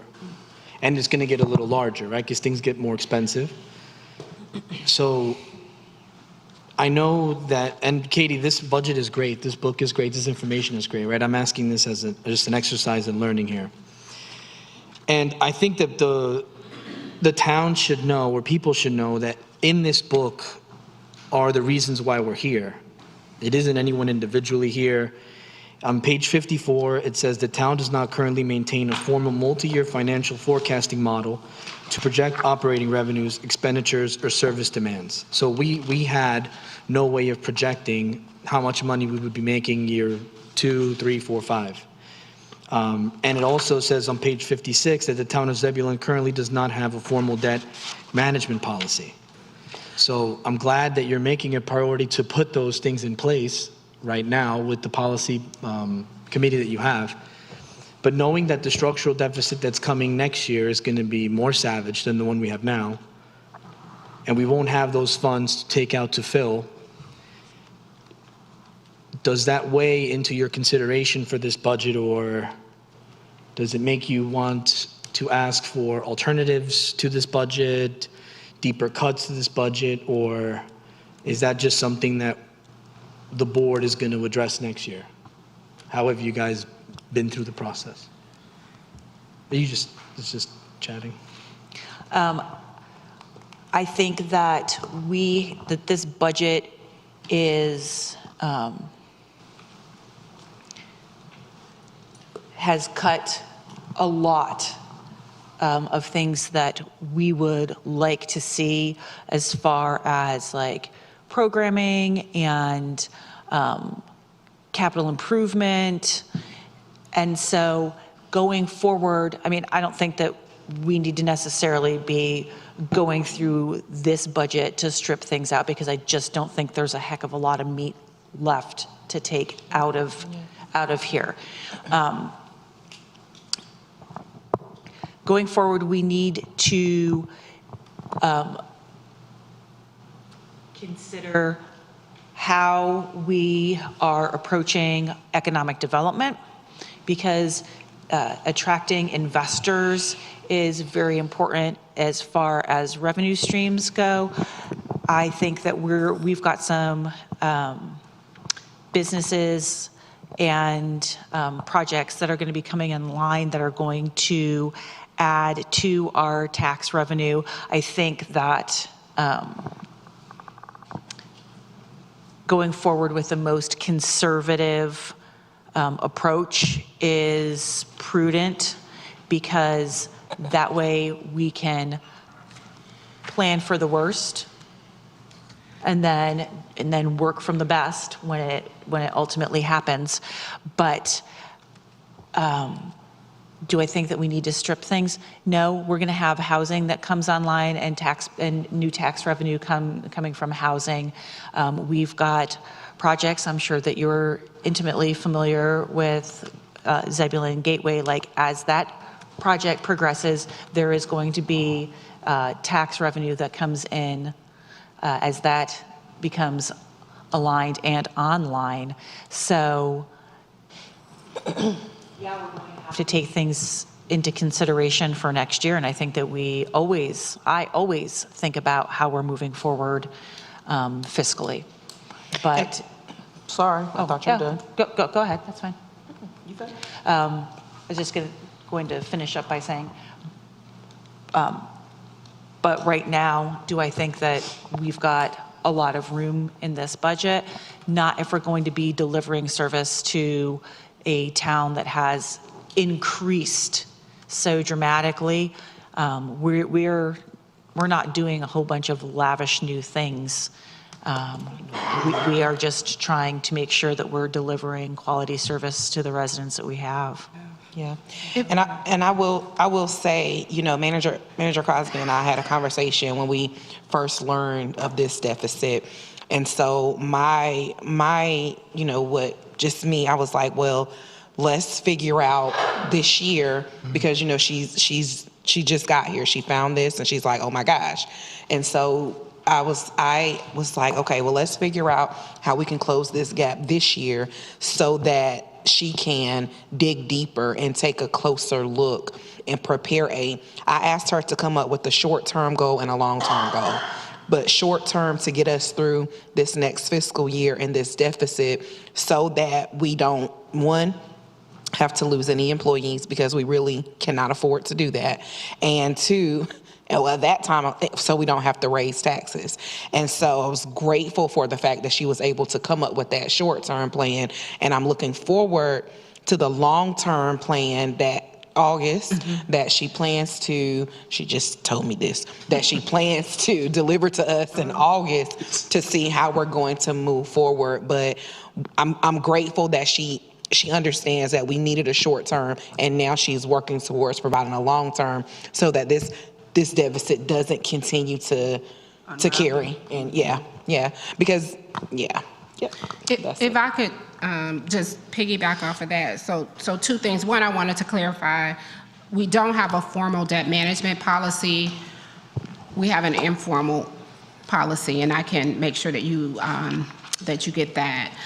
The second thing, to the point of what the mayor was saying, right now what we're doing, Director Lauer has been working with his team to do some financial impact analysis of development that we anticipate coming online in the next 5 years. And then we'll be working with the finance department, with Bobby, to begin to look at what that looks like going forward for a 5-year forecast. And the plan is to have a presentation on that in August. That's great. Mayor Pro Tem? But I want to say, we will have some difficult discussions, and I think August is our first opportunity to start that, rather than waiting until we get into budget season next year. Definitely. I think I just want to let you know that we didn't just get here overnight. Right. This is something that was administrations way before us. So we're fixing the problem. So now I want the town to know, as well as my fellow board members, that we're taking steps to correct what was done years ago. That's what I stopped. That's why I stopped and didn't say. But yeah. No, I think it's important to understand that where we are now, Manager Crosby, myself, everybody on this board, when this problem was coming up, we weren't there. We're now just inheriting this. You, as long as all the rest of the board members, we're fixing the problem. So no, that's what we're doing now, the steps we're taking. And I can understand that, because in the book, you know, this is another stabilization budget. But last year there wasn't a stabilization budget. The year before that there was a stabilization budget because of turnover of town managers. But what I would like to see, if possible, is an actual forecast for the revenue for next year, because I wouldn't feel comfortable voting for a budget if we're leaving a structural deficit in place that the only resolution next year is going to be lay off staff or raise taxes. I don't want to be pigeonholed into that position. I don't think that's fair to us, and I don't think that's fair to the town. I think if we have a chance to address that now, in the short amount of time that we have left, that's why we're at a work session, and I'm just presenting and I'm asking, right? I'd like, with everyone that's doing the numbers, to give us a projection altogether to say this is what our estimate would be, and then, because it is concerning, right? If you take the money out of the piggy bank, then what are we going to do? Plus, if we go underneath the 30% threshold that we have, you know, GSK is, just because of the way our town is, they're like 15, or Commissioner Baxter, you probably know better, but 15 or 17% of our tax base. So if they close down, or there's, God forbid, an emergency there, or they move, we need to have money in the bank to keep going, to cover until we can replace that 17% hole. Now, that is the break glass worst case scenario, but you know, that's what we're here for, is to ensure that we're proactive, not reactive, because if we lower the threshold and God forbid something like that happens, then we have to terminate services or stop operation because we just won't have the funds to do it. And then we'd be in a way worse position. So I'm just saying this, I'm not trying to throw blame anywhere. I'm citing what you wrote as the explanation.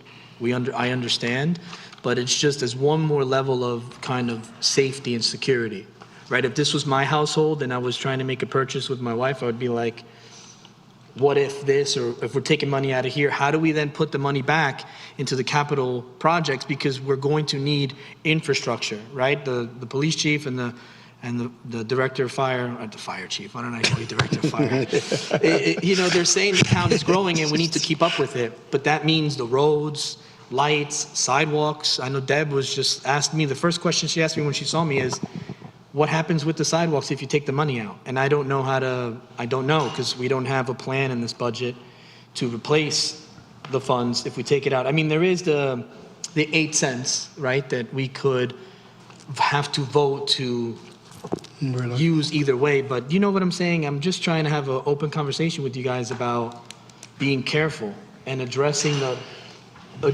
wound now, right, than next year. I want to definitely make sure, number one, because I want to be a good partner and I want to communicate the same thing that they communicated. GSK has no plans on leaving Zebulon, and they made that very clear. And their CEO was like, I don't know where this keeps coming from, but they have had the highest sales and I'm not sure the words, but they are committed to Zebulon and looking for opportunities to partner with us and to help us us grow. So I want to make sure that I say that out loud and put that out there, because when we met with them, they were like, we don't know why people keep saying that they're worried about us leaving. We're not leaving Zebulon. It's one of their highest grossing plants here in our community. So I want to say that first. And I also want to make mention to the revenues that we have the opportunities to bring into our community. One thing that I think to help is consistency amongst our decision-making when it comes to revenue streams for our community. One of the biggest things, and Dan and I talked about this earlier, was to ensure that we have consistent actions as we are looking at development, as we're looking at economics, as we're looking at all of these things. Our board, in order to have that predictability that you're looking for, we have to have consistent action across our board. And so that's a larger conversation, but especially in talking about revenue and deficits, we have to have consistency with our actions. So I just wanted to say those two things, Mayor Pro Tem. No, I just go back and piggyback off the importance of an economic developer. That's going to be key right now. Where we at, like you're stating, that area can't sit vacant long. For sure. No matter what. That is that thing that's going to be that bread and butter to bring that. We have right now. We have a lot of houses. I hear the consistency about like development, whatever it may be, but the economic aspect is going to be very big for that revenue part. It is very big. So to have that spot sitting there, I bring concern to that. The importance of that spot. So I know Manager Crosby has a plan. Going to trust that plan to a certain degree and make sure we understand, we all understand the importance of that economic development. It's key right now. Thank you. Anything else from the board? All right, Manager Crosby. Thank you. Commissioner Baxter, one thing I do want to point out is the internship program is in the personnel line item for HR. Okay. Because it was going to be the cost of paying the hourly wage. So Awesome, thank you. Internship program summer, is it a summer program or is it like all the time? we have not, so the intern that we have is that young lady can work up to 1,000 hours? Less than 1,000 hours. Okay. That right now is the only intern that we have. What I've asked HR to do, and Nikki is supporting HR on this, is to develop a formal program. So once we do that, we'll have a better sense of what that'll look like. What I would like to see with that program, just to pick, since we're talking about, did you pull me out? No. Go. Just to make sure that every department, whether they want it or not, to make sure we verify, to kind of make a variety, make sure everybody get a part of that program. Not just IT, but park and rec planning. We're creating our future leaders there. So I want everybody to have that aspect there. Us too? I mean, you said every department, so I'm just like, let's make it happen. Excuse me, us too. Monique got it. She got it. This slide, you've heard a lot of what's in this slide about going forward, what risk we're carrying with this budget and the challenges that we have. We just talked about some of that, and then we talked a little bit about next steps. So I won't spend a lot of time on this slide. Manager Crosby, I think Commissioner Davis had a question comment. I did. Well, it was the same thing. First of all, I wanted to ensure that we were going to have internships across the board in every department. And then I was going to ask, and this might be going what you're saying, I'm sorry, regarding the program, the time frame. So once this budget is passed, what is the time frame that we're looking at for the internships to start? So we likely will not have interns outside of the IT intern this summer unless someone identifies specifically an individual in a department need alignment. I did touch base with Public Works, and right now we're not prepared to bring on an intern in Public Works. I know that's something that we've done in the past. So I would say for this year would be case by case.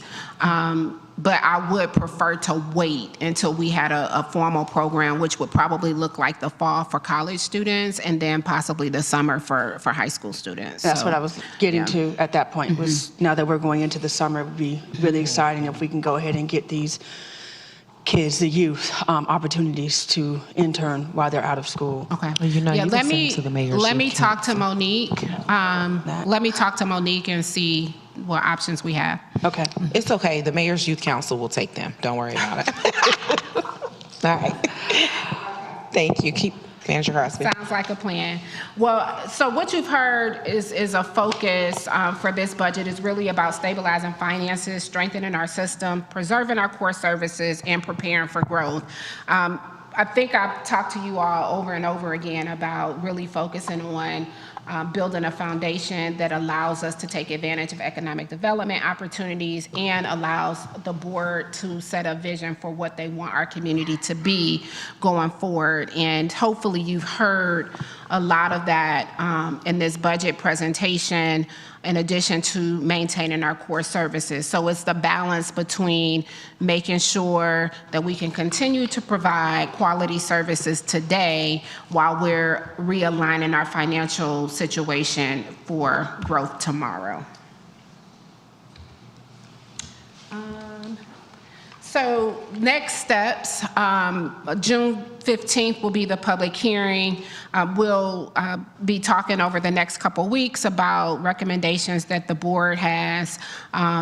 We have the budget ordinance in the book that for the board to consider, the fee schedule for you all to consider, and then our position classification and pay plan for you all to consider, all in the budget book. We just want to confirm a few assumptions. We did not raise the tax rate. A 3% merit adjustment is assumed. And then we also included authorized appropriations and funding sources in the budget as well. And then again, this we did request a use of fund balance, both the fund balance, unassigned fund balance that we're returning from the capital projects, and then an additional $25,000 to support the stabilization budget, as well as some committed and restricted dollars to support our capital projects. Included in the budget ordinance is a request to waive our fund balance policy. We are essentially at the same place, about $790,000 below our fund balance policy. That's where we were in 2025. So we want to make a formal request to the board to waive it for FY 2027 while we figure out a plan to restore the fund balance. And that'll be our focus, both working with the board and the staff.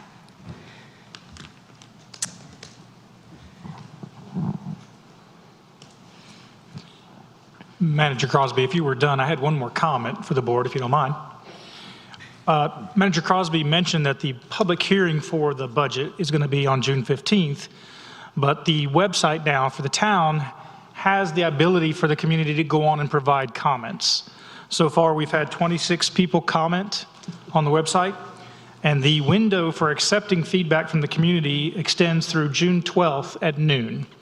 So the website link and everything will be set up until that time to collect comments. And will we receive those comments in an email? How do we view? Yep. Yes, yes, you will. Thank you.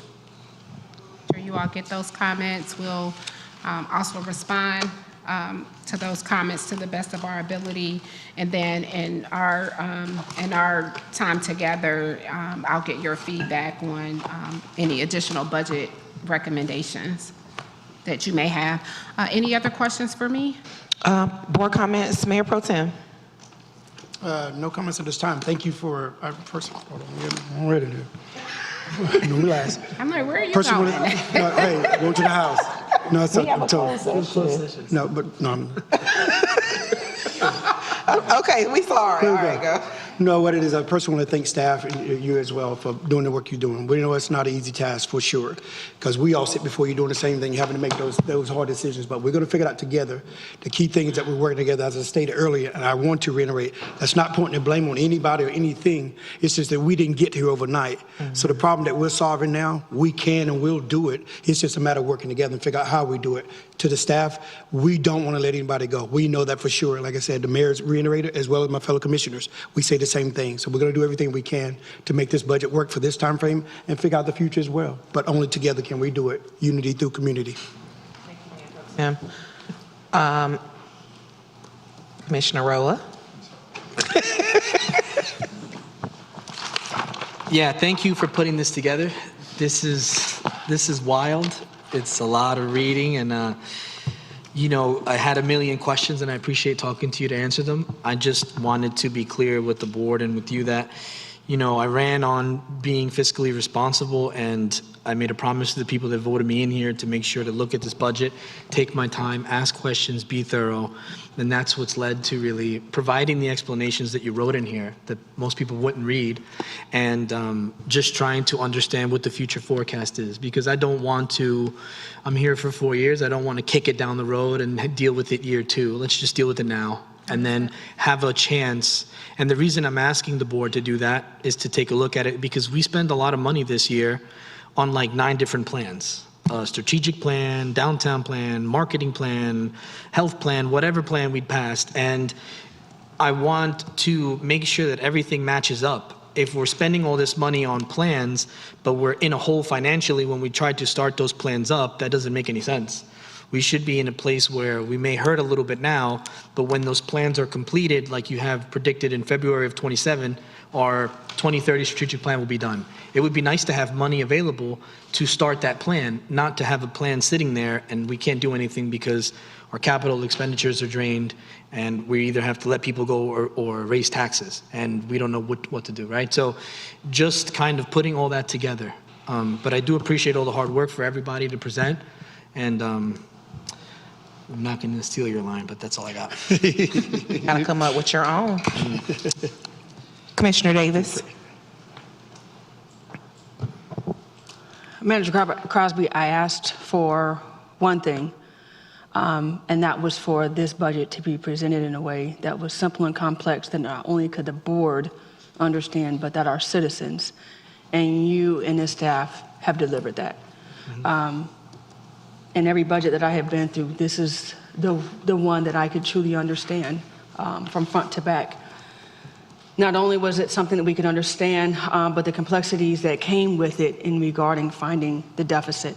As it was stated earlier, this was not something that happened overnight, but I thank you for your ability and willingness to find what the issues are and doing with everything that you could to ensure that we address it and we move forward. I think Commissioner Roa brings something important that, yes, while we are planning for today, we still do have to look forward to tomorrow. But I do think with some of the developments that we do have coming forward, that will start to help us, and we will continue. I know that we will as a board. Mayor, I heard what you said, and I know that this board truly has a heart to try to do what is in the best interest of this town, and we will continue to work hard and work collectively so that we can have consistency.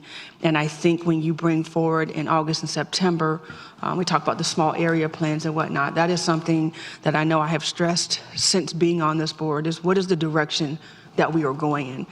And once we have that, we will collectively be able to work together to move forward. So I think from what we are working with, you have presented a sound budget. I know that we are stretched thin. I'm grateful that we are not raising taxes. That was something that was very important to this board. It was also important that we do not let a single employee go. We stressed that before, and so I'm grateful for that. But with that being said, I do think that you will continue to dig deep, and we will find ourselves okay. Businesses are to come. You have put these teams together. I actually like how you did present it with each one. There's 3 together, and it shows collaboration, how they work together. So I think with you continuing to do that, we'll find the resources, and we'll be okay. Thank you, Commissioner Davis. Commissioner Adams. Oh, I didn't say my tagline. Go ahead. Go ahead. You don't got one. Go. And I am still focused on our town and our future. Thank you. Thank you. Commissioner Adams. We all having taglines tonight. If you don't have anything. I do want to thank Ms. Crosby and the team for your presentation. I'm sorry. Thank you all for your presentation. That really, I enjoyed it. Very informative, so thank you. I look forward to your long-term policy and your goal for the near future. On a side note, it's time for Fun in the Sun. Myself and Commissioner Davis, we're getting the basketball league for the youth. I think it's going to be the last Friday in June. It's just going to be like an open run. It's 12 to 18. Did we say 12 to 18? 13. That's why she's the boss. 13 to 18 age groups. But we encourage you all to come out at the Boys and Girls Club on that Friday. Enjoy with us. Mentors we need, support we need, and just friendly faces. So thank you all. We appreciate you all. I'm like McDonald's. No. I'm loving it. No, too Nope. much. All right. No, too it's much. too soon. Well, I have something to. My goal is to be firm, fair, and consistent.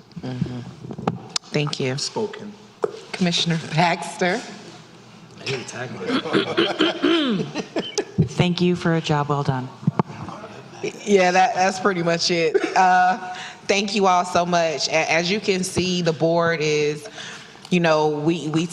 we're taking this budget is serious, and we understand the restraints that you've had since you've come in, and we appreciate you finding the things that you found. We appreciate the direction that you're taking our community in. This budget presentation is a true example of leadership and collaboration. And while we know that this year we're unable to give you guys the merits and the increases that we would all like to give you, we appreciate you continuing to show up and give us your best. That is what we appreciate, because at the end of the day, the community and our residents are what matters. And this is an example of you all putting them first, even before yourself. And we appreciate that. And so I just want to speak for the entire board when I say thank you, and that we don't take your hard work lightly. And thank you for sticking with us as we go through this moment in Zebulon. Mayor, if I could just say, I just want to make one last comment to the director team and just say thank you. Because this was a difficult process, and I know that for them, they're managing their teams, and they have been very supportive of me in wanting me to be successful. And I recognize I could not be successful without them. So I do also want to thank you all for being here with me and supporting me and helping us work through these challenges together. That's my way of saying, don't go. No. Ours too. I'll sing Michael Jackson later, but thank you. Thank you guys. No, really. We appreciate you. Rick, who's still begging for. Yeah, Rick came kind of strong, but we'll let him slide this time. Thank you. Rick. Thank you all so much. At this time, any other comments from the board? All right. At this time, there is a closed session on the agenda for tonight.